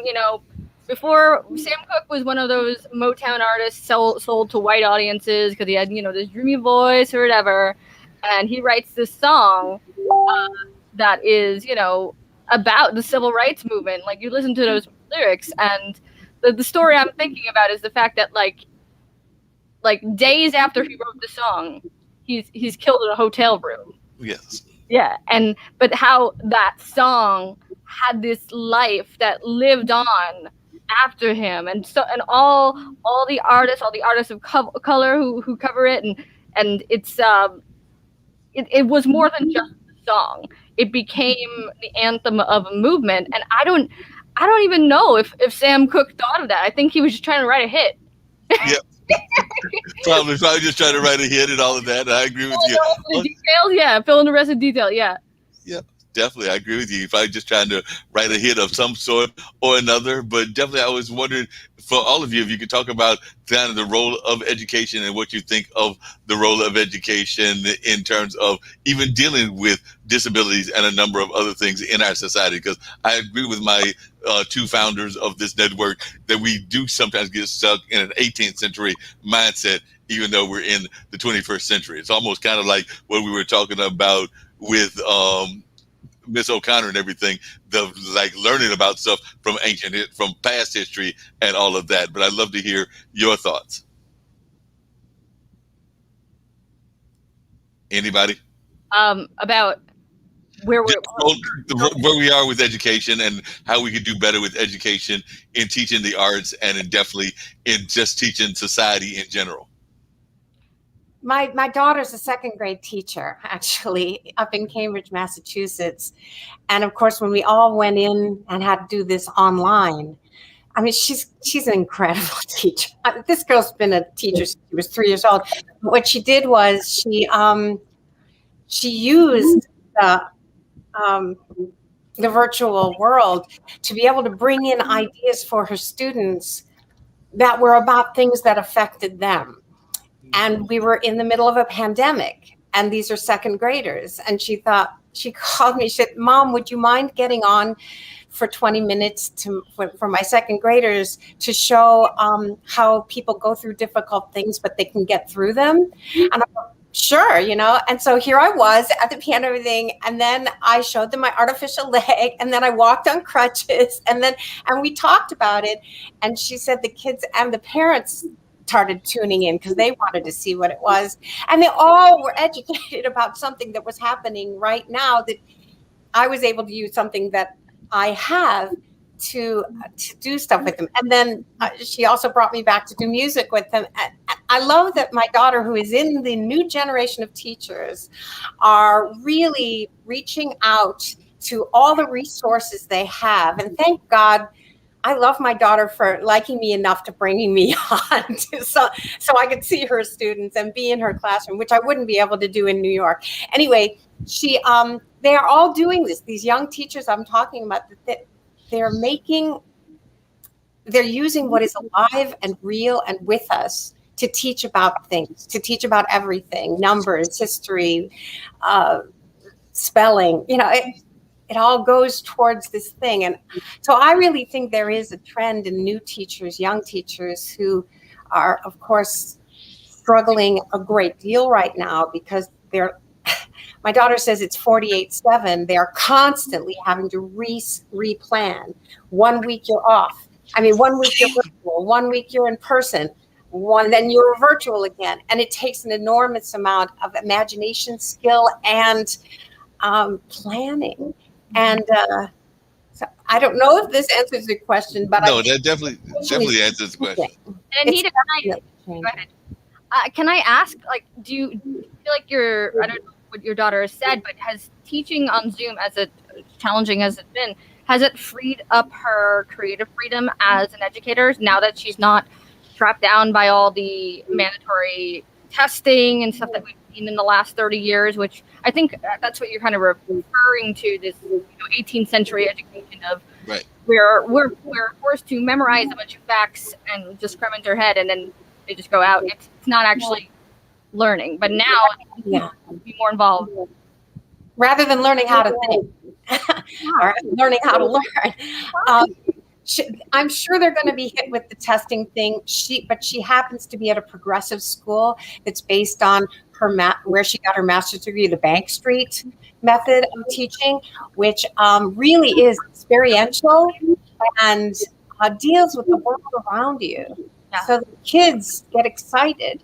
But I'm sure somewhere along the line, testing is going to happen. But I think that you're right, Mark, that education is so key, and it's been treated so badly for a long time.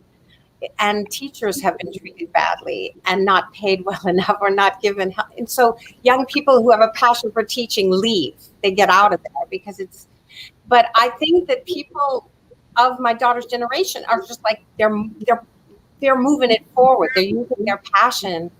And I think the generation they're teaching is going to come through really bad. I really feel very hopeful and optimistic when I watch her work with her classroom.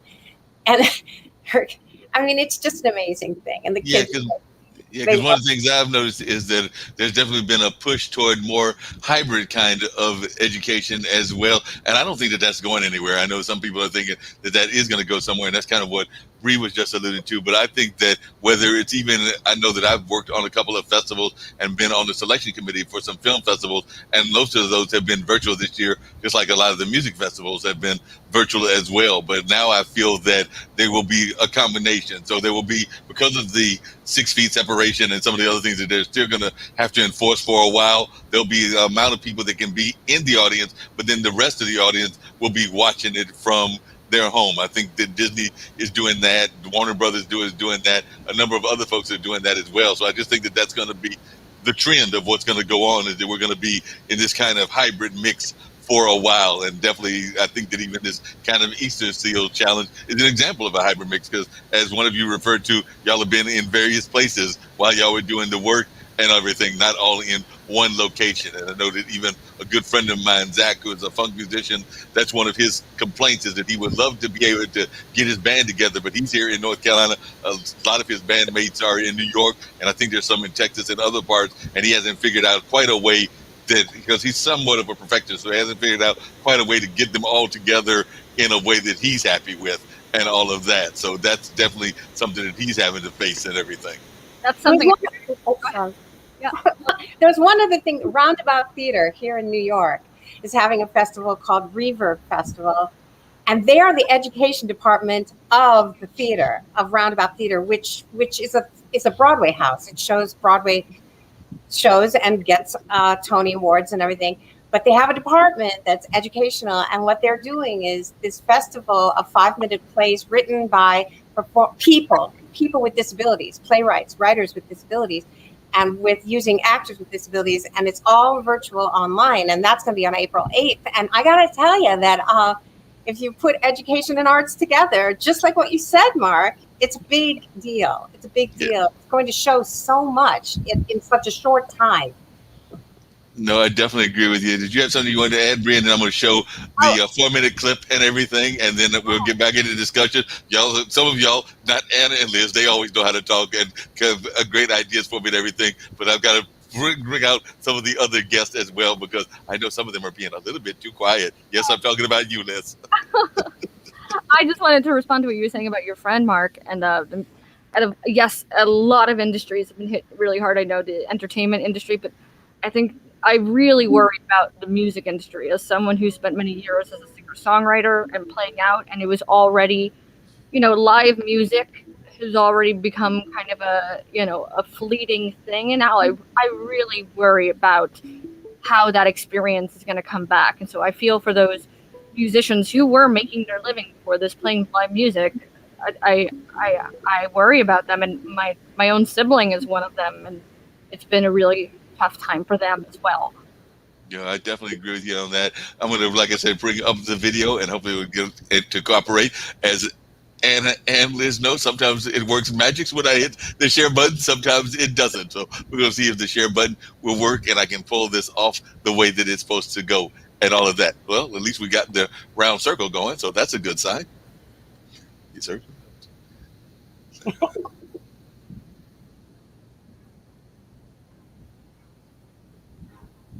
Good evening.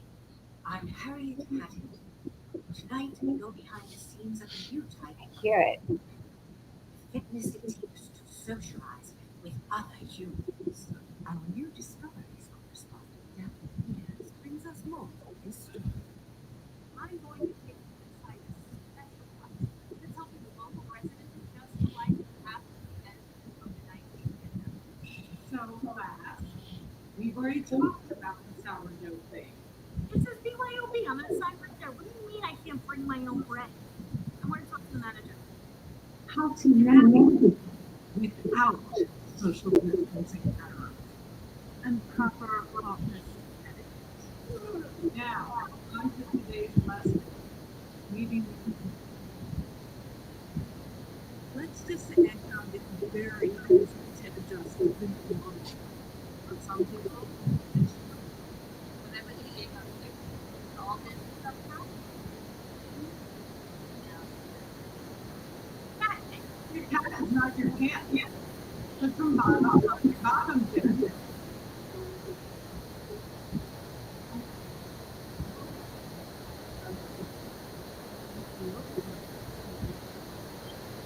It is time for us to rip up there and need a cover off of every guy. Now we're going to practice. Can I have your pen? Moving on. Olivia, go ahead and hit it.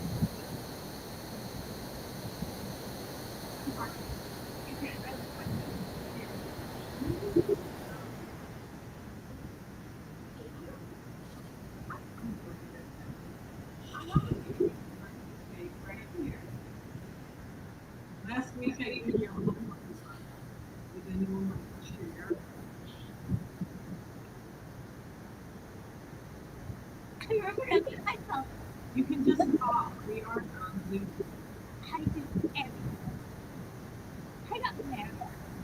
Here you am to be your lovely benefactor.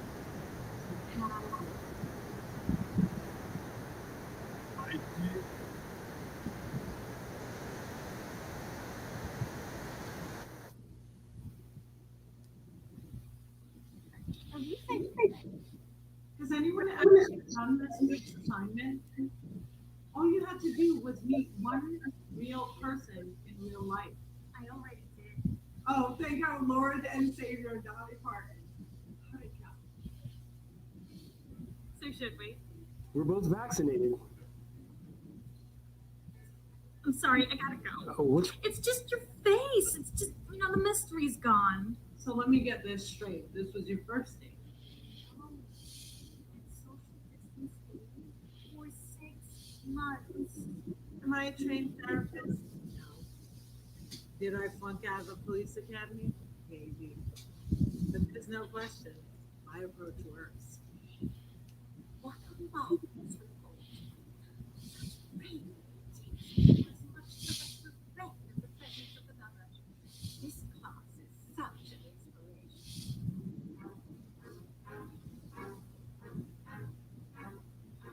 What about you? How did you adjust? I would really never like people anymore.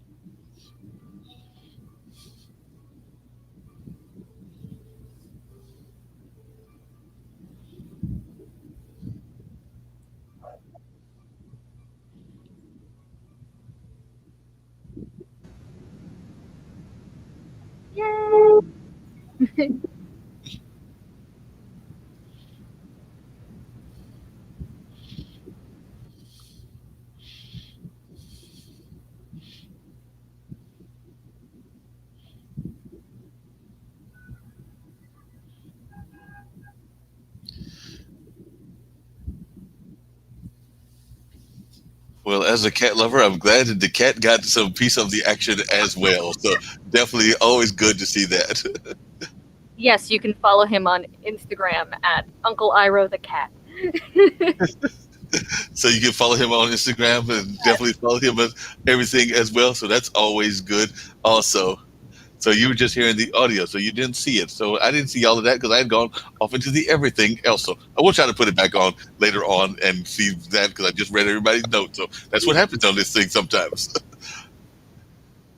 So they did get to hear at least the audio, and I'll try to bring the whole thing back in a minute and all of that. Um, Sasha, I was just wondering because you've definitely been involved, and definitely you're involved in two groups that have been in the news recently and everything. So I was wondering, do you find that that also is something that you get asked a lot about because you come both from the different ability community, but also the Asian community? And we know the Asian community has definitely been in the news quite a bit lately because of the ways that Asian Americans have been treated, no matter which part of Asia or Arab or the other parts of the world that they are from. Yeah, it is. It's like for me, growing up, I used to watch, all these like Bollywood movies, but Bollywood is not that inclusive. And then when I see here, I was like, I want to do this, but I want to show my both sides and to show like we could, you know, I could act, I could dance, I could do like anything, and then being given this opportunity is great. It also showcases that like what we were saying, what everyone was saying is like the arts teach, right? Lately, like after unfortunately 9/11, usually brown actors were cast or were typecast as terrorists or in some form, and it's like we could be more than that. We could be the leading man, leading woman in a movie. We could be in a show, to show inclusive in general, and that's happening. So now it needs to be more inclusive in with a person with a disability, not a actor playing someone in a wheelchair and getting the role. Like, and I love this, and also showing that person with a disability can't doesn't necessarily need to be in that role again, like as a typecast role. So that's why I love this because like you can't tell really that I'm in a wheelchair So you just see from the waist up, and then you see me performing. So Cool. And what about yourself, Liz? I'd love to hear some of your thoughts just about some of the lessons that you learned in the film and just some of the ways of your thinking of arts and activism being tied together. But I'd love to hear some of your thoughts as well. Just being in the film, all working remotely, it was just a really neat experience. And just, again, as someone who is an ally, like it's great to just you didn't think about it. I mean, it's like everyone's just really smart and talented, and it was so much fun to just to focus on the work. And in terms of art, I mean, I think about, I got really into 60s music, my dad and his record collection, and you think about how, and we were talking about a change is going to come, and you just think about how that is the stuff that has the power, because you can disseminate so easily, and now even more than ever, like, because you can just put something online, and it can very quickly reach someone. And I'm trying to think of things that are, of course I have many brilliant ideas when I'm not on a show. But just talk, I mean, it's just the way that we talk to people, like listen to, like if someone recommends a show to me or something. And, Anna and I once worked on a TV show, The Glee Project, and showing different people, Allie, but I forget her last name. I remember, but Allie Stroker, who then won a Tony for Chicago. And I think that Oklahoma, actually, Oklahoma. That's what I meant. Sorry, I'm bad. I knew it was a geography in the Midwest somewhere. But the idea is that representation matters, and I think that we all know that. And I did, you don't realize how important it is, I think, till you're a little bit older, and seeing people like you, like on a very, not comparing at all, but I have freckles. And when I was a little girl, you never saw models with freckles. And I was like, I'll never be able to be a model because the models don't have freckles. And then I later found out I couldn't be a model for many other reasons. But it's that, and that's, again, not comparing it at all, but it's the idea that when you see people that look like you, it helps. And then later on, I found out it's because they airbrushed all the freckles. So there were people that look like me, but you didn't know that. And so it's that idea of just showing people, and not just showing the people who have those, like, what great role models. And I know that's, it's sometimes a little bit corny to say, but look, amazing role models all of you are for people who have those, who have a different ability, and then also to educate people like me. So it's twofold. Yeah, definitely. I'll be curious, and we'll try again. We're going to try take two, as they say in the entertainment industry, of watching the film complete with the video and everything, and not just the audio. So we're going to try take two right now. But then, as we do take two, I was getting ready to say, what are some of the things that surprised you about this whole project that you were not expecting? Like I said, I know y'all all went into it with different mindsets and different conceptions, maybe about what you were expecting to get into. But I would love to hear from both of you after we try take two, your thoughts as to some of the things that you learned that surprised you and all of that. So actually, I'm going to follow it by doing it the old-fashioned way and seeing if I can't do it that way. So now we'll hit the play.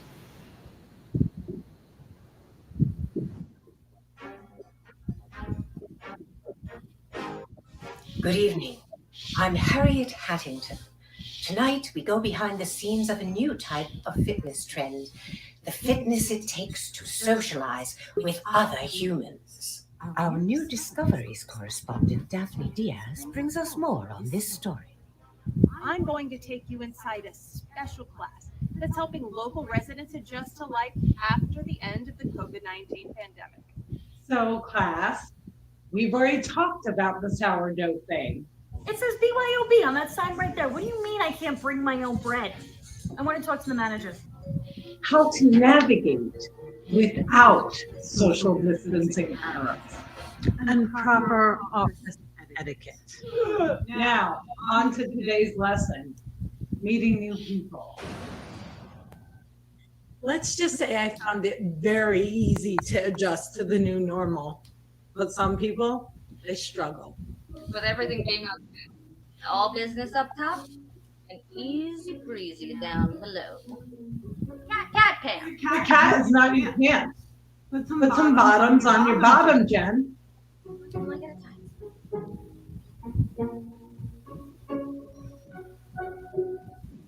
Feel that your approach may be a little harsh? It is time for us to rip the Band-Aid of comfort off the hairy back of complacency.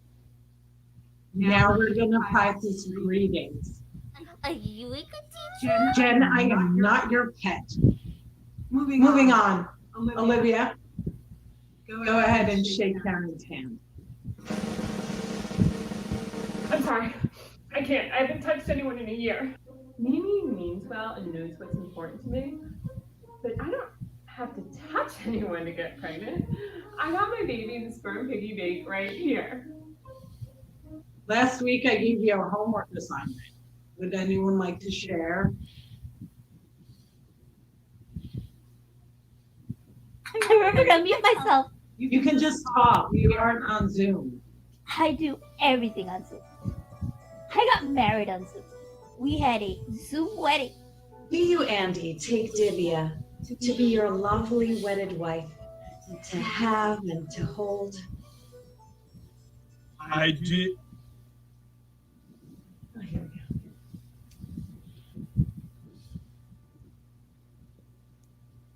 go. At least I think I did. Has anyone actually done this week's assignment? All you had to do was meet one real person in real life. I already did. Oh, thank our Lord and Savior, Dolly Parton. How'd it go? So should we? We're both vaccinated. I'm sorry, I gotta go. Oh. It's just your face. It's just, the mystery's gone. So let me get this straight. This was your first date. No, we've been social distance dating for 6 months. Am I a trained therapist? No. Did I flunk out of the police academy? Maybe. But there's no question. My approach works. What a marvelous report. Such bravery it takes to as much as utter a breath in the presence of another. This class is such an inspiration.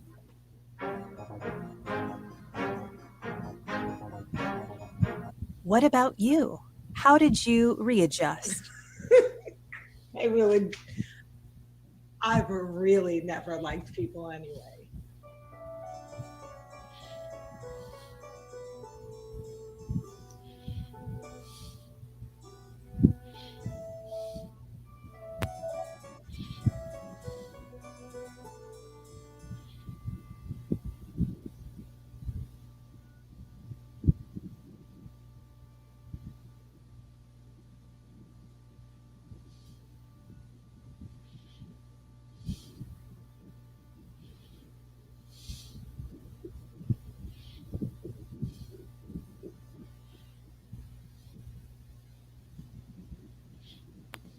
Yay, we saw it. Got through it that time, got through the whole thing, and were able to watch it and all of that. So that is a great thing that we were actually able to watch it and enjoy it and all of that. Definitely a great film, and definitely glad to have y'all that were involved in it in showing up as well. But definitely, as I was asking before, what are some of the things that surprised you about this whole project that you weren't expecting going into it? And this is for all of you that were involved in it.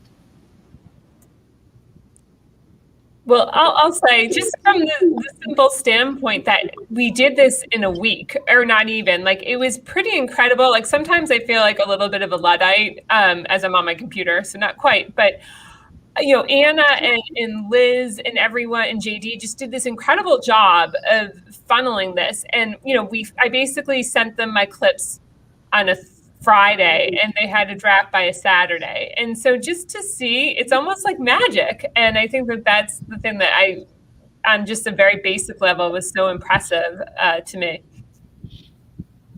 Liz, what about yourself? Yeah, one thing, this was an absolute blast to work with all of you. And I even learned a couple of things because we're always learning, right? Well, first off, I learned that you can make separate layers. I'm talking video tech now. When you have green screen and ultra key, you can layer the selection, and that helped refine the edges to make our characters look like they could be anywhere in the universe. Like, you know, Harry Hatterton, you know, like Anita, you were in your you were in your home, and then I made you look like you were in a news station, all that cool stuff. And then keyframes became my best friend. Keyframes are when you can go to the beginning layer of a video, you clock a size or position, and then it drags like a Ken Burns effect. It kind of creates this movement and emphasis and zoom when you clock at the end of the layer. So that's what I did with the grocery scene. You did this cool keyframe to make it look like the walls were closing in on Bree's character, Jen. It was a blast. I loved working with you all, and I would do it again in a heartbeat. So it was just really fun. Anna, what about yourself? So there wasn't actually a whole lot that was surprising because I had worked with Liz on our other Easter Seals film, so I knew what she was capable of. And so all of the stuff that everyone is saying is like, I'm like, yeah, I knew that, we could do it. And one thing I will say about Liz, working with Liz, which is so great, is Liz works incredibly fast. So, if you're doing this kind of project where you have like such a limited time frame, like you need someone like Liz on your team, because that makes all the difference in the world. I think what was the most surprising for me is I knew that everyone individually was very talented. And all of the actors that are in this project are all professionally trained actors. Like everyone, has done, has varying degrees of experience, and everyone is trained. Everyone knows what they're doing. But the fact that like the level of chemistry and like the way the whole team came together, that was just so wonderful to see. That like even in the wedding scene, for example, which has been called a standout by a number of people have messaged me about the film, have now had the opportunity to see it. Shashi and BJ, who plays her Zoom husband, like they'd never met, they didn't know each other, they didn't know of each other, and like you truly believe that these are two people who are in love and want to get married, and it's just so fun and so great. And that whole effect of like you really do feel in addition to just Liz's magic and skill with the editing, but the actors, the way that like they all felt like they were of a piece, the people in the class, the people interacting. There's a Karen in there, and the poor guy who had to go on a date with the Karen. You truly believe those people are who they're playing. So that was really cool to see for me. And yeah, just the level of polish that JD's not here, and really if you think about like a beautiful building and it sparkles, so he's a magician who adds the sparkle on top of everything, and he just in the span of a day scored this whole film himself, because they do give us like folders full of music that we use, and he's like, no, I'll just write my own, that's cool. And I'm like, I have no idea how to do this, so go for it. And it was incredible. It was amazing. And every like the detail, every little sound effect, like when you see Jen in the store versus when you see Karen in the restaurant versus when Olivia, Liv Simons' character, you see her horror at seeing the fish. Like those are all like such different sounds that like really bring you into that place and make it feel like, even though we shot this during a pandemic, yes, it was from 10 different people's homes, actually 11. I actually make a cameo. My hand is in the microwave scene, so I put in an appearance, Tarantino style. My hand's there, but from 11 different homes actually, and just bringing into something that looks like The Office, pretty much. That was so cool. So I'm so incredibly proud of the project, and so proud of everyone who was in it and just brought so much of their talent and of themselves. Because this film dealt with a lot of issues that I wanted to touch on some of them, because a lot of the things that y'all are talking about that people have to deal with that are of different abilities and everything are what a lot of just common the rest of society would also say that they have been dealing with as well. And I think that that's kind of the point of the film, is that a lot of the things that are being going through by people of various abilities, no matter what's going on in their life, whether they might be nearsighted or farsighted, or whether they might have something more drastic like being an amputee or something like that. Because it definitely seems that was one of the things that the film is addressing, is that we're all going through this during this pandemic. I know that I'm good friends are actually good acquaintances with Mona Sheikh, who does that Mona Rants and everything, and she's Pakistani American, and she oftentimes, because she's a comedian by trade, so a lot of times in her rants and in her conversations and in her interviews that she uses, I think this StreamYard platform as well, that she'll talk about a lot of the same things that you're talking about in the sense of like what's going on in the dating life or not going on in the dating life, as the case may be, or what's going on in the social media and a number of other things. So it seems like the film is saying that all of society is going through this, including some of your neighbors that might be of different abilities. That seems to be one of the points of the film. Would you agree with that, Liz and Anna? Yeah, so I'll start. Yeah, one of the things that I think was a goal and is definitely the case from all the feedback I've gotten so far is that this is something that is incredibly funny to people in our community, people with disabilities, but then is equally funny to all my friends who don't have disabilities.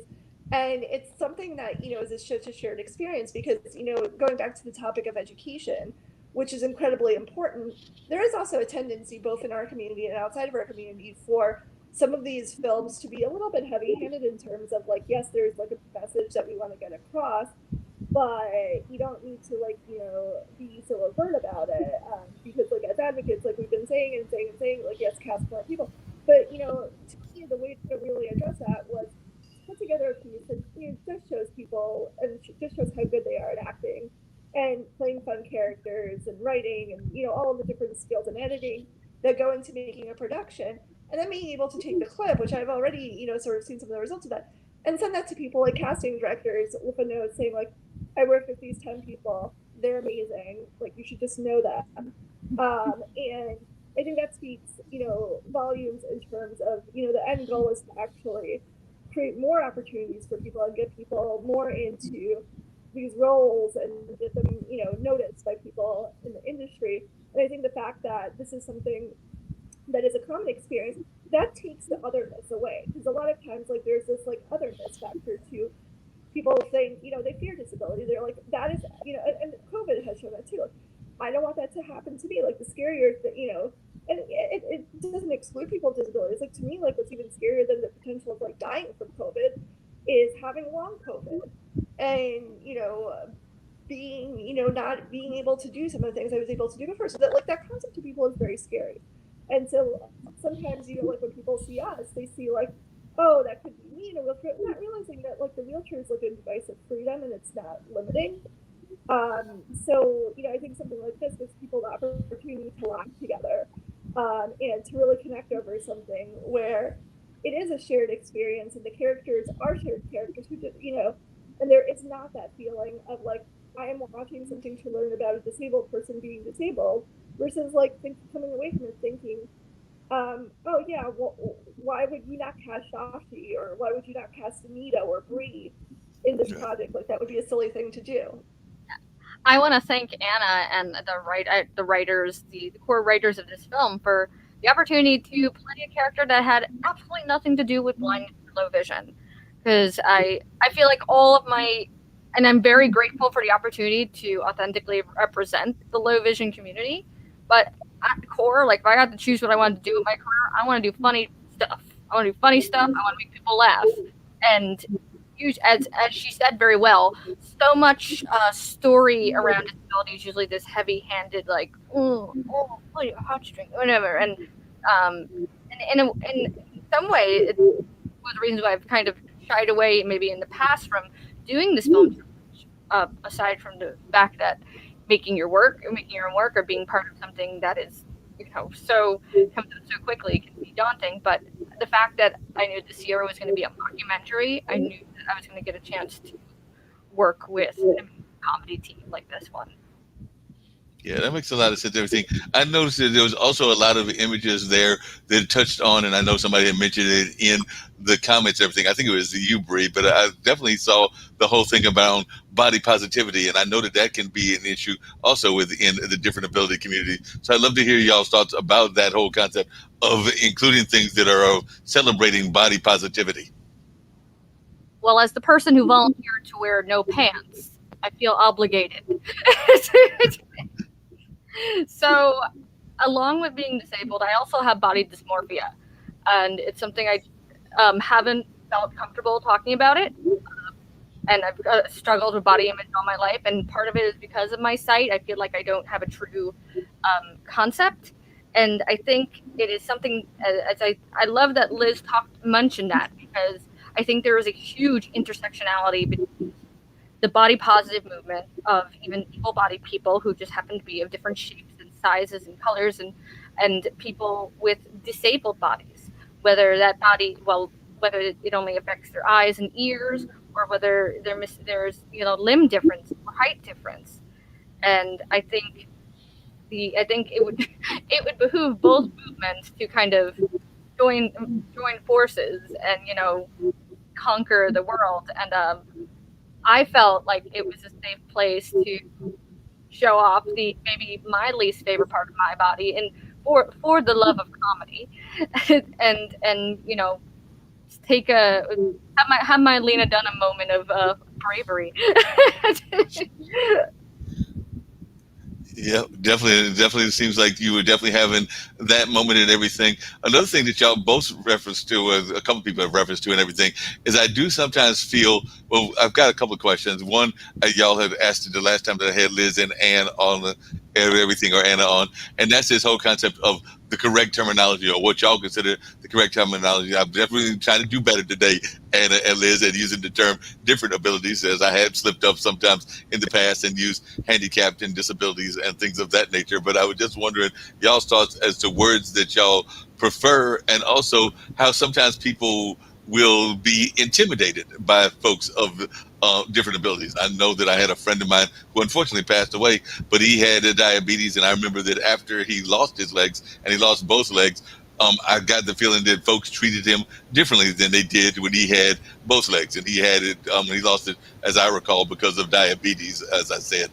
But definitely, sometimes, particularly when it happens later in life, or because of an accident or something like that, it sometimes throws people's images or their mindsets off of what they perceive that person to be. But we all know that any of us could go out tomorrow and have something happen that could cause us to get into that community if it's accident oriented, because some of the different abilities are birth different abilities as well. So there's also the difference between the different abilities that happened at birth and those that happened later in life. But I was just wondering y'all's thoughts, any of y'all's thoughts on that and everything, both the correct terminology and the society's reaction when they see people of different abilities. Because I know we've talked before about how sometimes folks will, close their eyes or pretend, even youngsters, that they are blind, but not necessarily trying to do it in the sense of getting a feeling for the people, but just as something to do for fun or whatever. But I was just wondering y'all's thoughts individually about that. So I'm going to let Anita go because she's raising her hand.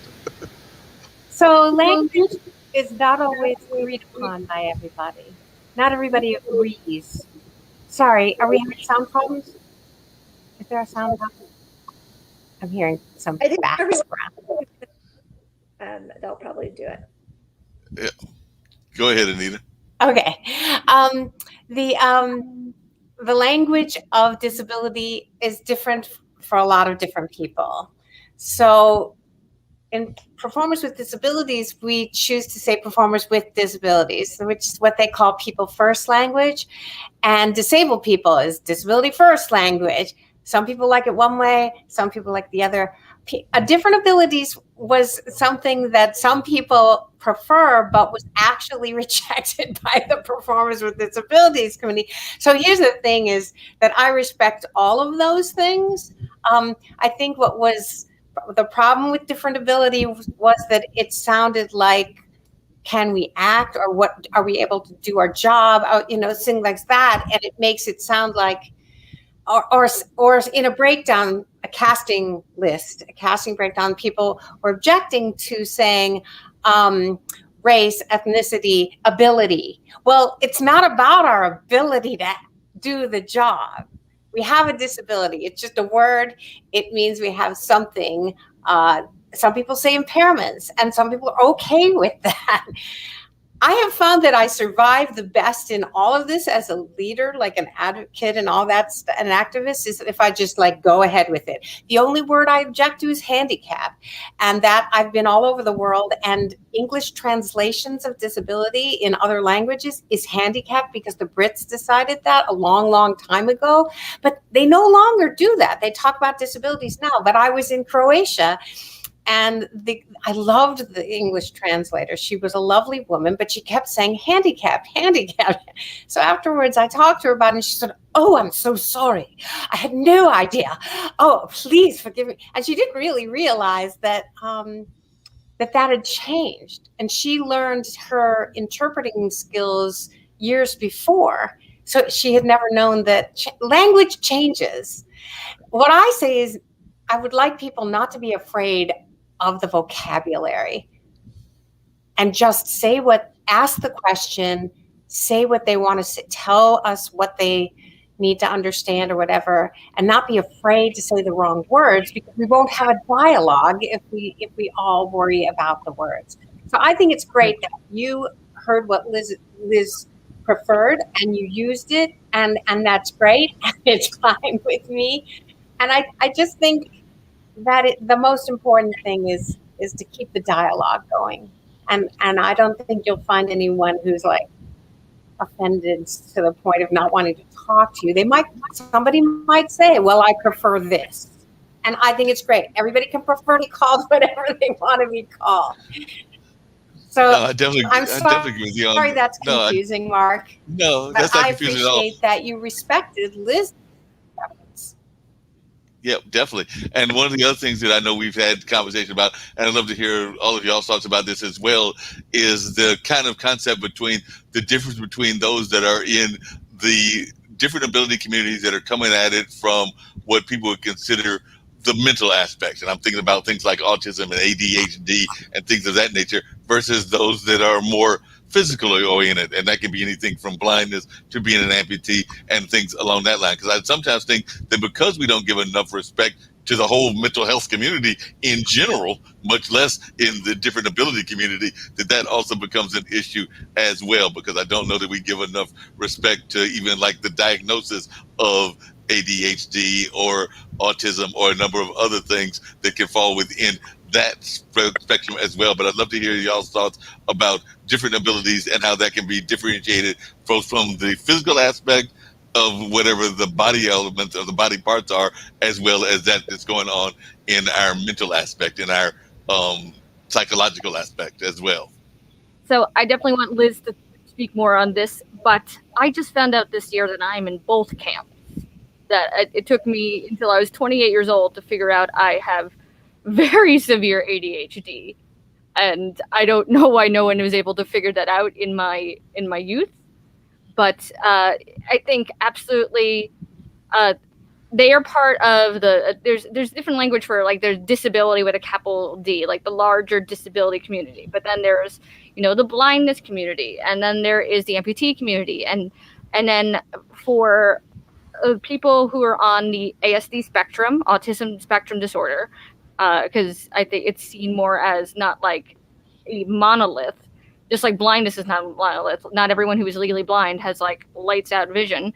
Autism spectrum disorder, and then generalized, developmental disabilities, and then you have things like ADHD and dyslexia, different things, different learning disabilities. Those kind of fall into a camp of some, and this goes into word semantics. Some people like neurodivergent, and some people don't. Liz, what is your take on that? Right. Liz, before you get to your point, I was going to say something to Bree and everything, but I do want to hear from you, Liz. But Bree, what I was going to say is that don't feel bad. I'm in my late 50s and everything, and as I told Liz and Anna the last time they were on my show and everything, I actually didn't discover that I have what is called dysgraphia, which is a form of dyslexia. It means like the difference between left and right, and like if we were to go driving, even though I don't drive and have never, well, I did drive briefly when I was like in my maybe 30s or something like that. But definitely if I go and somebody says turn left, Mark, it's going to take me a little bit longer to figure out what they mean versus the average person and everything of that nature. But it wasn't until I went to a Goodwill assessment because I was doing some job hunting and some job searching, and I went to a Goodwill situation. They gave me an assessment. That's where they found the dysgraphia. So I'd already gone through high school, elementary school, but up to college, because I do have a college degree and everything, and worked in several professional jobs before it was actually diagnosed. So I think I was in my late 20s or early 30s as well when they finally figured it out. So like I said, And I think definitely about that, because I think especially developmental disabilities and mental illnesses from in different communities, I feel like it's written off like, oh, you don't, everyone is a little ADHD, you don't have this. It's written off as just like, oh, you're just lazy. And also other disabilities can mask other disabilities. For instance, I think someone wouldn't think I'm neurodivergent or have ADHD because they might just think the things I do they're a blind thing. But I can say that I have a sibling who has the same sight as me, and they do not suffer the same executive functioning issues and emotional regulation that I do. They have their own thing. And so yeah, that is unfortunately a very common thing. If you go through your whole life thinking, oh, there's this mental block, it's just me. Well, it's something, it's just as impairing as me not being able to go outside without my contacts on. Mm-hmm. Liz, I definitely want to hear your thoughts. Who, me? Yep, Liz. All right, perfect. Bree and Anita, both on the statements you just said, I totally agree. I think that as an autistic person, yes, I have mental health conditions too. And that, yeah, they're usually written off. And, you know, the thing with them is, Bree, I wasn't diagnosed autistic till I was 15 years old. All right. And it took a lot of things to get me to that point. I was bullied out of like 4 different schools. And when I got my diagnosis, there was like this big, phew, like, okay, there's a reason why I'm feeling this. There's a reason why I'm like failing all these classes. And then I eventually, right after I got diagnosed when I was 15 as autistic and the mental health condition, I got the right support I needed. Right. And then I looked up, I would research how a neurodiverse person can learn best. Now, I don't like to focus too much on labels. I think focusing too much on them can detract from, you know, the shared experience, the universal emotions we all share. It limits the individual more than empowers them. Like, you can use the label to get the support, but after that, like, anyway, I looked up how, because, you know, I have hyperlexia, which means you have intense memorization skills. I could read at college level when I was like 4 years old, taught myself how to read, but I had little to no comprehension, right? And, you know, you learn to balance and you keep balancing. It's like, you know, I think it's not about how you use the label as much, like Alina was saying, it's the intent behind it. Everyone has their own preference to what they want to be called. I prefer autistic. I prefer neurodiverse. Okay, the next person might say I prefer a person with autism, just as fine. I think it took many years to get to where I am now, but I had to step out of my comfort zone and do a lot of things I didn't feel like doing. And that can be really overwhelming for anyone, not just autistic or neurodiverse people, right? But when I got that diagnosis, then I found this community I never knew existed. And that's how I recommend this to everyone, whether you're on the spectrum or not. Her name's Samantha Kraft. I found her blog, Everyday Asperger's, and then I wanted to become an advocate. I was about 16, and then you know what? I actually met her. I met her at a World Autism Festival in 2016, because I was nominated for awards through ANCA, Autistic Network for Community Achievement. And they're not a charity. They're an amazing network that celebrates all types of autism. They do not limit, they empower you, right?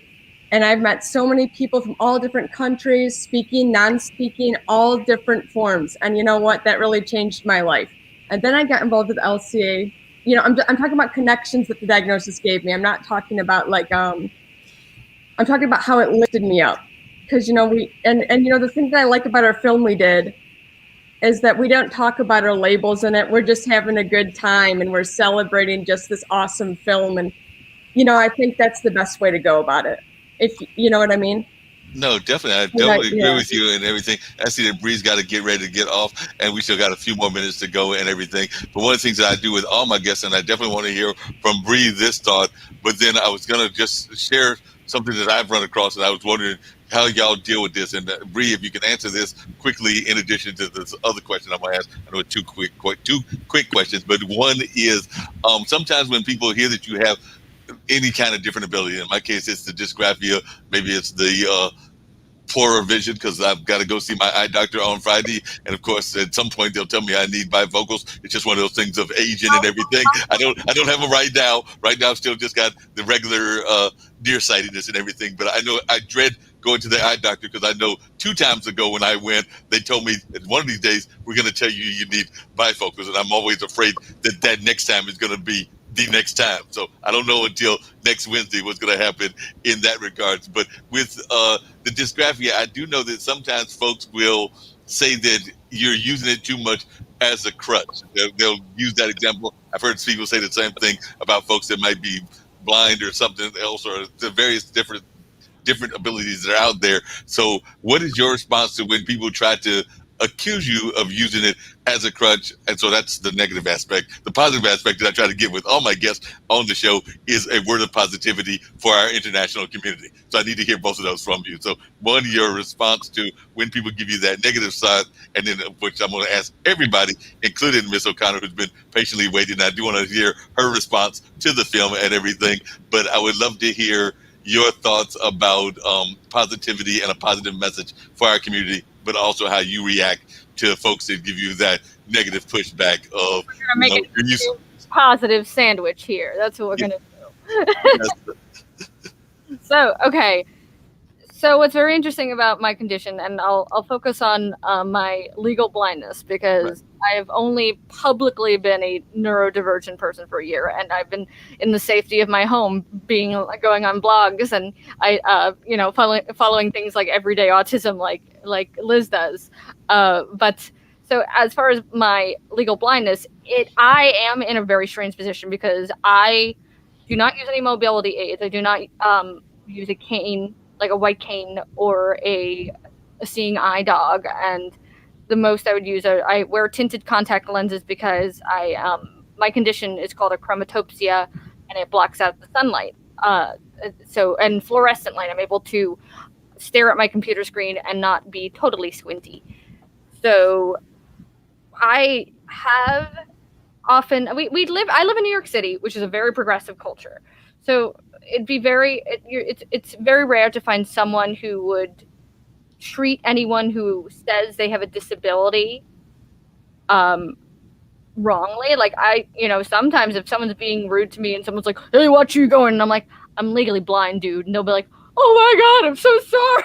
So maybe you can assume maybe that's me being guilty of using that power. But I also have been I had an experience recently, not too recently, because we haven't been on the subway, but it was about a year ago. I was riding the subway back to my home, and I was looking at my iPhone, very closely, like I do. And this woman accused me of taking a picture of someone. She's like, "Okay, you can take a photo, you can watch." And I'm like, "Excuse me." She's like, "I see what you're doing. I see you looking at your phone, taking a photo." I'm like, "I'm not. I look close at my screen because I'm legally blind." She's like, "Oh, sure you are. Sure you are." Like this. So there are people who will not believe you, and I'm sure that's happened to other people in this room. I'm sure, Anita, if you've gone out with your leg, so no one would believe you if you said that you had, you were an amputee. I don't know if you've ever ran into that issue, but yeah, there are people who will do that. But I think the golden rule is, if someone says they're disabled or if they need help with something, don't be a jerk. Believe them, because you just gotta give people the benefit of the doubt. I guess that segues into a positive message. Can you just for my ADHD brain, can you repeat the second question? Oh, yes, definitely. The International Broadcast Media, which is the podcasting network that this show is part of, and which I'm glad to be a member of and everything. One of the things we try to do on most of our shows is give a words of positivity to our global audience. So any words of positivity that you would like to share just in general. So it can be around the different ability community, or it can just be a word of positivity in general. Yeah. Yes. So yeah, it's a really difficult time for everyone. I think, regardless of disability or race, religion, background, check on each other. Keep I think it's really easy to get isolated and get into our little Zoom, even our little Zoom boxes and or this, and get on in our clubhouses and get focused on our projects. But I've been trying to just pick up the phone and call friends and just be like, "How are you doing?" Because I think what social media does is we're hiding the ugly parts of ourselves because we feel like it's not a safe space. So I feel like the more we check in with our brothers and sisters and our neighbors, the better it will be. No, I definitely agree with you on that and everything. Bree, how can folks get in touch with you? And then I did want to hear from Anita, her thoughts about that when she does go walk out with the artificial leg and whether she does deal with that, because I did see her shaking her head that she has had that experience. But definitely, how can folks reach you, Bree? So yes, please follow me on Instagram. I have it listed here on the screen. It is Bree with 2 E's _Klauser, KLAUSER _official, spelt the way that word is usually spelt. You can follow me on Instagram. I also did just start TikTok. My website is breeklauser.com. Along with social fitness, I am in another film in the challenge called Service, a documentary, a film that's made by all blind and low vision creators. Check out all the films in the challenge. They're so amazing. If you haven't seen C on Apple TV Plus, check out C, as well as Freaks on Audible. I believe it's one of their free included series, and that's Freaks with a PH. And thank you so much for having me. I'm going to jump off, Mark, and see y'all later. Sounds great. Anita, I'd love to hear your thoughts about that whole thing about folks that see you in one way when and start kind of like giving you that whole concept of you can't be as disabled or different abled as you try to perceive yourself to be. Well, in my first original solo musical, in the absolute first line of the first song, it's, I live in New York City and get mugged on 2 legs, but I don't get mugged on 1. And the guys who mug me see me on 1 leg and say, "God bless you, hun." In other words, when I'm on 2 legs, I got mugged.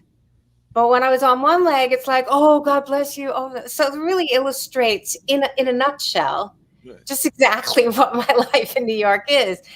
And interestingly enough, at a certain point, I moved to New York in 1983. And at a certain point, shortly after, I just stopped wearing my leg because I got a much better response on the street. I mean, yes, my daughter and I have the look list. We have a list of all the various looks that people gave me or still give me. I mean, from really great to really awful to, like grossed out to you go girl and all that stuff. We have the whole list.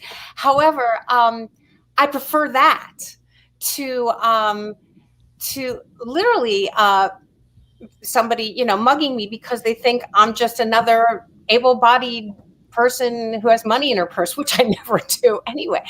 But at any rate, it's like a whole different thing. Also, there are people who've known me for years, and when I go out on 2 legs, they don't recognize me. I mean, I'm the same person, but they don't recognize. And walk along like, "Oh my gosh, I didn't know it was you, Anita." I'm like, well,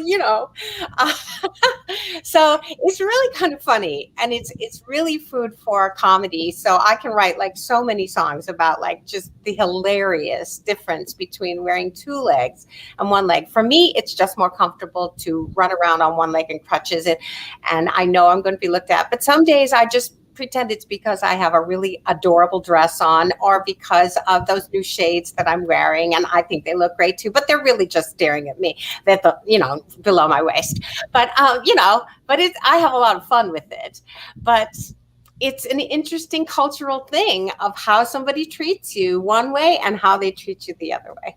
No, that's very much true and everything. I just figured that they were looking at you because you're, as all of y'all are, very attractive people and everything. So I just figured they were looking at you for that reason. I didn't think it had anything to do with anything else. I just saw that y'all were amazing individuals and they were just blown away by your charisma, because all of y'all have great charisma. So that's what I figured it was. I just figured it was the charisma and all of that. But I will agree with you about the fact of even the Zoom technology and the Zoom culture can be very interesting, because as I had mentioned to Miss O'Connor when I first came on and everything, I went earlier today to see my barber and everything because I was starting to look like McGruff. So I figured I was not wanting to look like McGruff, especially not with having Liz and Anna coming back and seeing me for the second time in this platform and everything. So I knew I had to at least look a little bit somewhat sharp, or at least semi-sharp and everything. But I stopped by a friend of mine, or a new friend, that is running our Carolina theater. And I'm on the board. He's the new director. So we've actually talked. We've actually seen each other.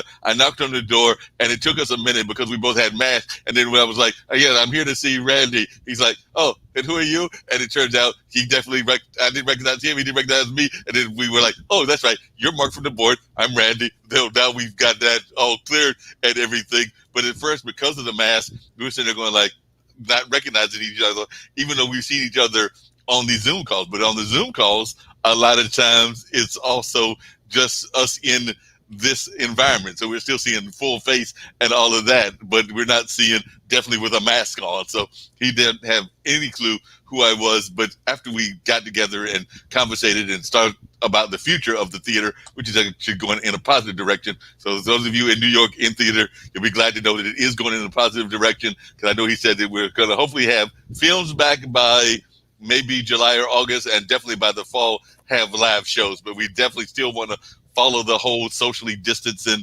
guidelines that the state of North Carolina, which is where I'm at, is giving us and everything. And we also are concerned a little bit about this hybrid mix of movies, because I think that our main movie guy is not in a rush to get any movies, and they're not even putting out a lot of movies right now as well. They're doing it in that direct to the audience kind of thing. So that's just some of our thoughts. And I see we've got a guest. So definitely, Liz, tell us about our amazing guest. Looks like we've got a nephew making an appearance who has now run away and everything. And I actually relate to nephews because I've got two of my own. I don't have any kids of my own, but my younger brother has two nephews that are, they'll be 2008, 2009. They'll be 12 and 13 in August. So right now they're 11 and 12. This is my nephew, Tim. Tim, do you want to tell them what's really cool about? Okay, he's getting shy. Are you okay if I tell them? So my nephew, Tim, who's awesome, he's 6 years old. He said I can tell you. So I wanted to get, Tim, can you shut the door? So he was actually born with a condition called an omphalocele. I don't know if anyone knows what those are. He was born with his organs in a sac outside his body. So the day he was born, he had to have surgery. So what's really cool about him, and I said, Tim, this is actually awesome. He actually doesn't have a belly button. Wow. So he and he said, I can tell you, and it makes him very special. And I think, he's 6, and I said, this is actually really cool because all these people, have something different. So that was that. And so he's makes him unique. It makes him unique. Yeah. I said to him, I said, that woman sitting next to me, she has she was missing a leg, and he's like, oh, well, I think kids, it helps them. And just, it's so funny. I'm sorry I was distracted. One of the things I always forget about me that's so a little bit quirky, I don't have a sense of smell. And I'm what you call an anosmiac, and I didn't find out till I always thought my sense of smell was really weak, because I can definitely taste, and I gained a lot of weight in college because I love food. And it was weird because it's not something that you think about.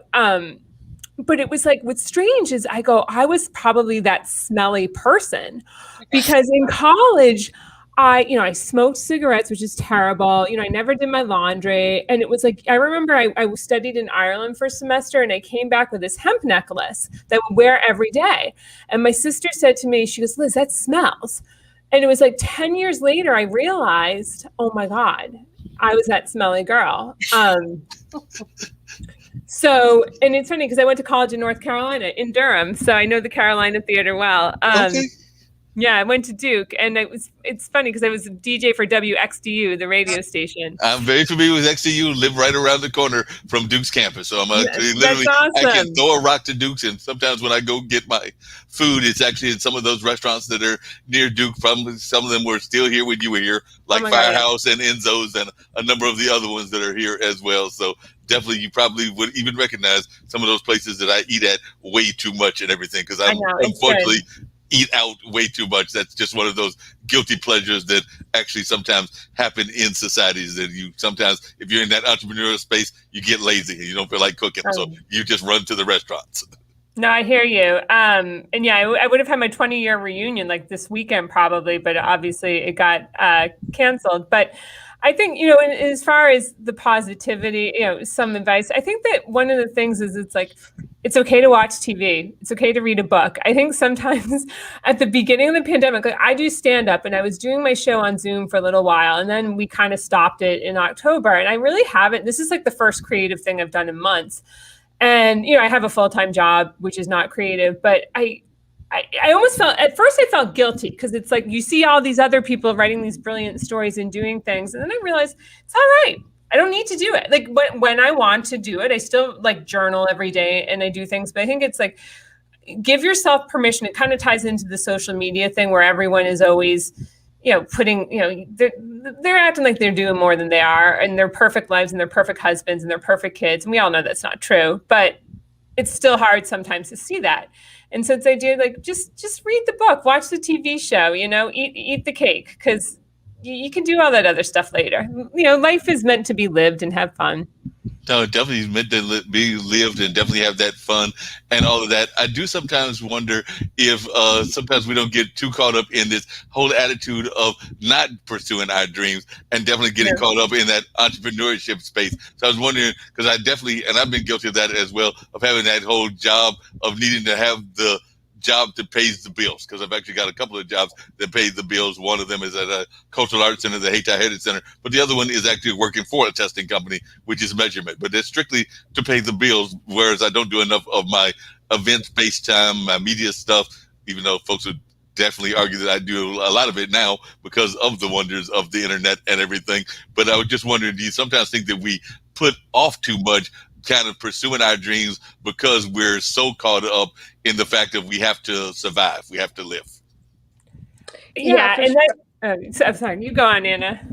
Well, I was just going to say, yeah, I identify with that so much, Mark. It's been my dream to make a film for so long. And, I've been just working since I was 16 years old. And, I'm working full time now. I have a very demanding day job. And it's kind of almost like miraculous that I, had time to do this, especially with, I work for the state and we do a lot of work with COVID. My workload kind of, quadrupled when COVID hit last year. So yeah, being able to just like really say like, okay, I'm going to take this time because I'm not going on vacation anywhere. I'm not leaving my apartment anyway. To do something that I've always wanted to do has just been such a blessing. And Mara, going back to your story about your friend, like, man, I wish we had this conversation before we wrote the script because I think that would have been way funnier in the dating scene if like they just didn't recognize each other. So yes. I would love to go back and reshoot that. That was awesome. Yep, definitely. What has been some of the words of positivity that you would like to share? And then I will come back to Liz and share her thoughts about this whole gig economy. So actually, I just guess I'll go to that first. So definitely, because I do sometimes think that some of us in the creative field, we automatically go straight to the regular 9-to-5 job because, like I said, we got to pay our bills, and definitely we want to do the creative stuff. And you've done stand up, and I imagine you probably even did it when you were here at Duke and everything. But what is your response when folks are like feeling that you're not doing enough to get your creative work out there? Yeah, and I'll just speak briefly to that. I used to work in a creative industry, and the irony, I worked in TV. I work now in a completely different field. I work in financial services. And the irony is I actually find that working in a job that pays me a sustainable wage allows me more freedom to be creative. That said, do I wish I had more time? Do I wish I could, I love my job in case anyone's watching, but would the dream be to quit my job and pursue it? Of course. But at the same time, I think the pandemic has allowed me more time to be creative. My take away. I'm choosing not to do as much right now, but I want to get back on it. But it is tough. And I think the thing is, I think if you treat it like a hobby and always make a little bit of time and do it because you love it, then that can be enough. And I think that sometimes there's this idea that you have to make a living doing it, and you don't. And sometimes then if you make it a living, you might not like it anymore. So I think just kind of treat it as something fun, and a passion, and, hopefully it can develop into something more. But that's a whole other radio show to talk about. Definitely. Shashi, what are some of the ways that you've been dealing with just surviving and just getting out there, both as a person that is a talent, but also trying to just do that day-to-day survival? So how's the ways that you've been coping just in the world in general? Well, I'm pretty much a homebody person in general. Like, I mean, I do go out and meet, hang out with my friends and stuff. So I haven't really ventured out since last year. And actually, I've been getting more opportunities lately than versus pre-pandemic. I performed on virtual plays, and then had an opportunity to do this with Anna. So it's been great in that sense, because like I've been able to pursue my craft, and obviously my like standpoint sort of, it's like Liz is like, try to have a job and do this as for fun, and hopefully if I get more opportunities, that'll be great. But like right now, there's not that much opportunities in, for a person with a disability. If we get more chances, I take everything. I do auditions. I did a virtual audition and everything like that. Any opportunity I get, I take. And like, that's what you have to do. That if you want, you could have how many dreams you want. It's not like, oh, I just want to focus on acting. You want to focus on acting. You want to, I have a degree in marketing. I could do something in marketing or communications. You could juggle many things. So yeah, definitely. Yeah, go ahead. Oh yeah, so yeah, like when you're talking about like when you're mentioning about like how like society perceives you, or like how you interact with people. For me, I feel like kids are amazing, because kids have curiosity. They are willing to come up to you and ask, and they're not afraid. And that, I feel like, what grown-ups need to be. Because what grown-ups do is they just stare, or they just do the double take, and then they try to be like nonchalant about it. But kids are curious. They want to know, why are you in a wheelchair? Why can't you do this? Why could you do? Oh, you do it this way, So I think, because they want to learn. So I think for me, it's like, if I get an opportunity, if sometimes I see an adult, I just go up and talk to them, like, oh, like, I just use this as like, you just have to have a teachable moment. That's what I do. Yeah, those teachable moments are very important and everything. I was also wondering, are y'all seeing more and more people that are, particularly there in the Northeast, opening up and all? Because I know that a friend of mine actually just went, it's actually that same musician that I mentioned earlier, that's the funk musician, but he went to celebrate his birthday this past Sunday at a local bar, and he was just blown away by the amount of people that were out, some of them masked, some of them not, but definitely it seems like more and more of society is opening it up. But I was just wondering your thoughts, if that's what you're seeing as well. Yeah, I mean, they've been opening little by little right now. So I think, is it like 50% in restaurants, or I'm not quite sure. It's 50% in New York City, and it's 75% in the rest of the state. So they are opening up more and more, because I think that we were at 50, and now I think it's 75% indoors and 100% if it's an outdoor event and things of that nature. But they've gone to 75% in at least North Carolina, and I think it's pretty much all over North Carolina. But a lot of the people are still being cautious because of the socially distant aspect. So I don't think that there's going to be like a big rush to open for a while, because most people, even I know at the the African American Cultural Arts Center that I work at, Hayti, they want to make sure that everybody's gotten their shots and everything else before they even think about opening. And the last time I checked with one of the directors over there, none of them had their shots yet. So I think that they're going to be waiting probably till fall, if not winter. But that's just my guess as to the way things are going in that regards.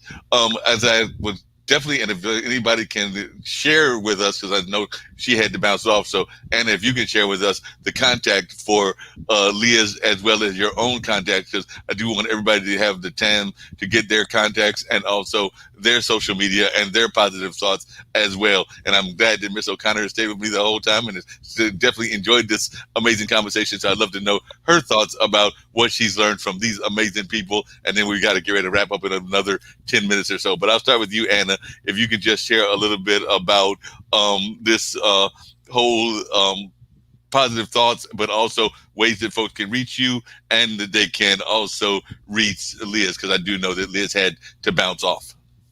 Yeah, I definitely want to hear Margaret's thoughts on the film, because we've seen it probably at least like 10,000 times between all of us. So, you guys are seeing it for the first time. So definitely want to hear that.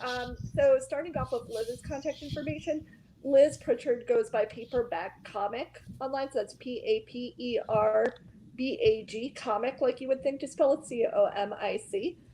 It's all variations. So just search for her on, she's on Twitter, Instagram, Facebook. And you can actually see her art there. She is incredibly talented. You can also see a film that we made together this past summer about her life and her art, which is called My Superpower, and that's on the Easter Seals Disability Film Challenge. You can find it on their YouTube channel, and it's from the 2020 collection. So our new film is in the 2021 collection. It's kind of like fashion. Every year we put out a new collection.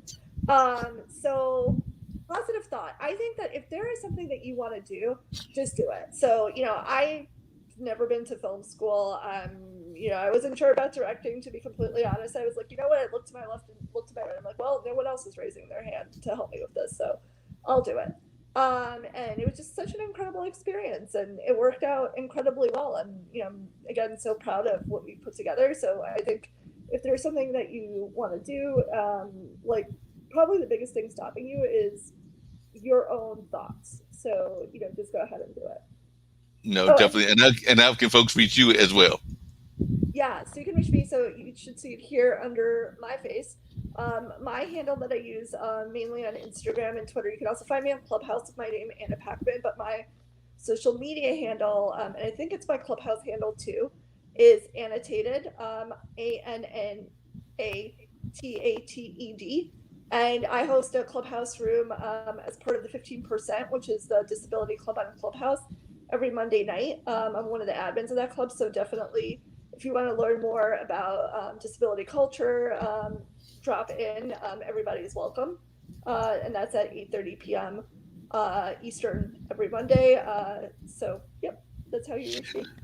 Sounds great. Before I get to Liz, I'm already jealous of you because you've got a Clubhouse account and I don't have the right phone. I've got that antique phone and I need them to get into the other kinds of phones, because right now you have to have one certain kind of phone in order to join Clubhouse. And even though I've got friends like you in Clubhouse, I don't have that phone yet. So I'm stuck in the world of the non-entrance into the Clubhouse. So I need to get into the Clubhouse at some point or another. You'll be able to do it in May. That's what they're saying, is they're going to release Android in May, most likely. Cool. Well, I'm glad I'll be able to join in May, and I'll be reaching out to you, Anna, so that I can have an entrance point. Cool. Liz, share a little bit of how folks can get in touch with you. Hopefully you'll be making an appearance in Durham at some point or another. We do have some comedy that has been appearing here, because there's even a couple of new comedy spots or people that are doing comedy spots. And actually, I was talking to a friend of mine that's a theater person, and he was saying he's hoping to open sometime. He hopes by maybe this year or next year a theater here in the area, but he's definitely looking at including comedy and sketch and a number of other things as well. So definitely, hopefully we can get y'all to do some great comedy here. Maybe bring a whole sketch team, because I did see that you had put in the comments that we needed to start a sketch group. Yeah, it's funny because I actually started a sketch group at Duke, which just celebrated its 20th anniversary. But yeah, my email or my contact at Twitter and Instagram is at I am Liz Simons. It's a sentence, I am LizSimons. And then my website is lizsimons.com. Thank you. Sounds great. Anita, how can folks reach you? Any other big shows coming up in your world as well? And just tell folks how folks can reach you and the amazing things that you're doing as well. Thanks. Yeah.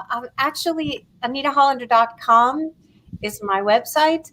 And I'm Anita Hollander it's pretty boring, on everything, Facebook, Instagram, and Twitter. Just look for Anita Hollander and you'll probably find me. On Facebook, there is a Dutch person named Anita Hollander too. So if you start seeing like tulips and wooden shoes, you'll know you're in the wrong one. But I'm the New York City one. But I happen to like her. She's amazing. But anyway, and coming up just after the Disability Film Challenge ends its awareness week, Roundabout Reverb Festival, play festival starts. And that'll be April 8th. Roundabout Theater, just Google Roundabout Theater Reverb, Reverb, and you'll see. I really am proud of this 5-minute play. It's about 2 women. I play both the women, and I shot the thing myself. A 95-year-old woman who is isolated in an American nursing home during COVID, and a woman, a survivor of the Holocaust, the Nazi T4 hospital program, where it was not so good for people with disabilities. And so it's 1940 and 2020 meet in the same 5 minutes. And there's music in it. The song was written by me and my 95-year-old aunt who passed away in August in a nursing home, isolated, but we sang every Sunday. So I'm very excited and proud of this 5-minute play that Roundabout has been greatly supportive about. But there's other plays as well on that program, but I'm just really excited about it. And the positive thing I wanted to say that COVID in many ways was actually better for performers with disabilities because of what Shashi was talking about, and Anna too. I accomplished so much. I had to make a list because I did concerts. I had my children's choir online. I taught private lessons. I wrote 4 songs. I wrote 3 plays. I acted in a bunch of plays. And it's all been online without leaving my apartment, regardless of the weather, regardless of the snowfall and the ice, which would always be a problem for me.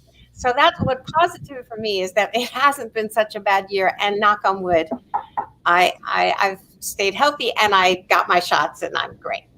Sounds good. Liz, I forgot to get your words of positivity. Then I do want to get to Shashi as well and this Miss O'Connor who stayed with me the whole time and everything. But Liz, I'd love to get your words of positivity. I didn't get those. So. Okay, yeah, it's funny because I've been so inspired. But yeah, just to kind of piggyback off what Anna and Anita said, failure is good. And I think that I'm a person who's always been so afraid to fail. And now finally at 41, it's like failing is awesome because it's how you learn. And so my words of positivity are, it's corny, but it's true. Make lemonade out of lemons or limes, life is good and you learn from your mistakes and don't be afraid to make mistakes. Definitely agree with you on that. Shashi, what are some of your words of positivity and how can folks get in touch with you as well? Well, it's like basically what everyone else said. It's like, you try not to think of the negativity, I know we're home and stuck, but we have a form of communication. Talk to people, even if, call on the phone, text. I'm texting everyone because that's a form of communication. There is many opportunities available. So try to think more on the positive side. And you could reach me at Instagram. It's right there, Sash14, SHASH14. And then on Twitter, it's Shash214, SHASH214. Sounds great. Definitely, hopefully folks will be reaching out to y'all and having that conversation. Miss O'Connor, you stayed the whole time. You heard about these amazing folks that are doing this amazing work. And of course, you're doing some amazing research as well in the history department. But just what are your thoughts as we get ready to get off the air and everything about what you've heard from these folks out of the different ability community, as well as kind of what they've been doing their work, and just your own impressions of what you've been watching over the last hour and 50 minutes or so. Ms. O'Connor, you're on mute. Oh, maybe I've got you. Hold on. That could be on my end.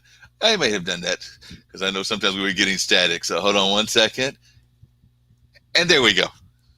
Yes, I want to thank you, Mark, for allowing me to look in and really see the genuine excitement and fun that everyone here had in, making this video.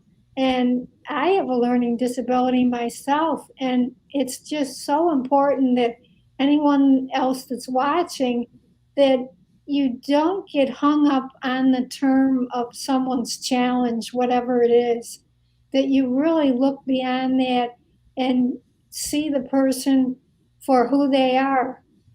And that's my positive word is there. Don't get hung up. Look on the positive side of things, and you'll somehow get through it.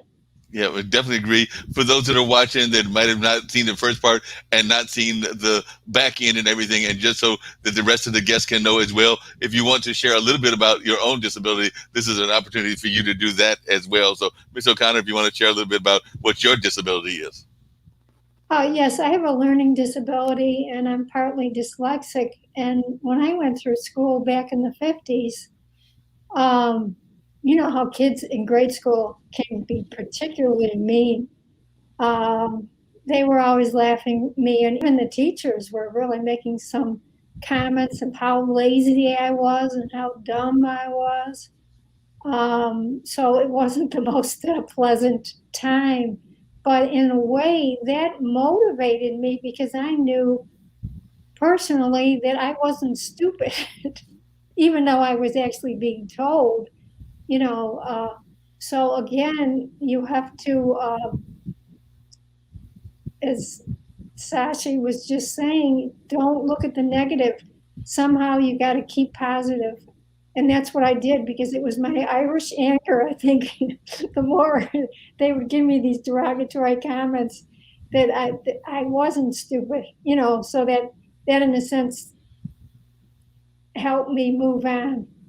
Yeah, definitely. Well, I want to thank all of you, including Liz Pritchard, who I know had to bounce off, for being some truly amazing guests. Like I said, y'all are always great guests. And of course, Anna, anytime you want to bring the gang with you to come and talk about things here on the International Broadcast Media, you are always welcome to come back and bring folks. The same with you, Miss O'Connor. We always love to have people come back on that have been truly amazing guests and all of that. So hopefully we'll see you back here in the near future. And if you've got any projects that are going on of any sort, don't hesitate to share them with me and with our other audiences as well, because we do have a number of shows and are always doing amazing things here as well. So definitely do know that you're always welcome to come back and to share your stories. So definitely hoping to see all of you back at some point or another. And that includes, hopefully Liz will come back and do a show back in Durham, and maybe we'll see, or I can actually get up to New York. I know that that's on my list of places to get to at some time or another, because I've always had a good time the few times that I've been to New York, but I want to get back to New York, Miami, and a number of other places, including some that I haven't been out to, like Los Angeles. So I've got a whole list of places that I need to travel to, but I want to make sure that we're safe before I start making those treks and everything. But definitely that's on my list of hopefully things happening, if not in 2021, in 2022. And like everybody said, I've been doing the MCing and a lot of outside festivals. And of course, that didn't happen last year because they were all pretty much all virtual, and it definitely is set in that direction so far this year as well. So as one that loves to do those outside festivals and have that outside interaction, I'm looking forward to when we can get back to doing that. But I also want to make sure that we do it in the correct way and that we're doing all the things that we need to do to make sure that we're doing it in a safe environment and all of that. So definitely I'm hoping that folks are going to continue doing what they're supposed to do, and they will continue moving in that direction. But until we do that, I'll just continue doing my hybrid events, because I know that I'm the judge of a second film festival this year, because I did Nevermore, which was fantasy movies and horror movies. And now I'm actually judging an LGBT community festival as well, film festival, even though I actually come out of the heterosexual community, but they wanted judges of all sorts. So it came to something that Liz was talking about earlier, which is just addressing all of our communities and sharing our shared experiences. So I'm glad to be a judge of Out South, which is at the Carolina Theater and used to have another name back in the day and everything. But I'm glad to be a judge of that and looking forward to that, and also looking forward to us doing a big fundraiser in May. So we're going to have on May 26th our big fundraiser, and I'm already out there recruiting musicians and others to do a performance. So Liz, since you know the Carolina Theater, I may be talking to you about doing a comedy sketch of 5 minutes or so to show your support of the comedy and of the Carolina Theater. That just popped into my head. Cool. So we'll make that happen and everything. So I will definitely reach out to you about making that happen as well. So on that note, I'm ready to get out of here. As I've told Liz and Anna before, Monday is my crazy day where I don't do not one, not two, but I do 3 podcasts, and I did a pre-record. So technically it's 4 podcasts on today. So I've got to get ready to do my audio one right now, and that's the one that I do with my good friend Dean Geronimo, real name J.W. Piercy, and we're going to have a conversation about what's going on in the world, maybe a little bit about sports and all of that, and then after that I'm going to go crash because I would have done about close to 8 hours of various podcasts and various kinds of work. But I do want to thank all of y'all for being my guests, and I look forward to having y'all back on in the near future. Thank you. Thank you so much.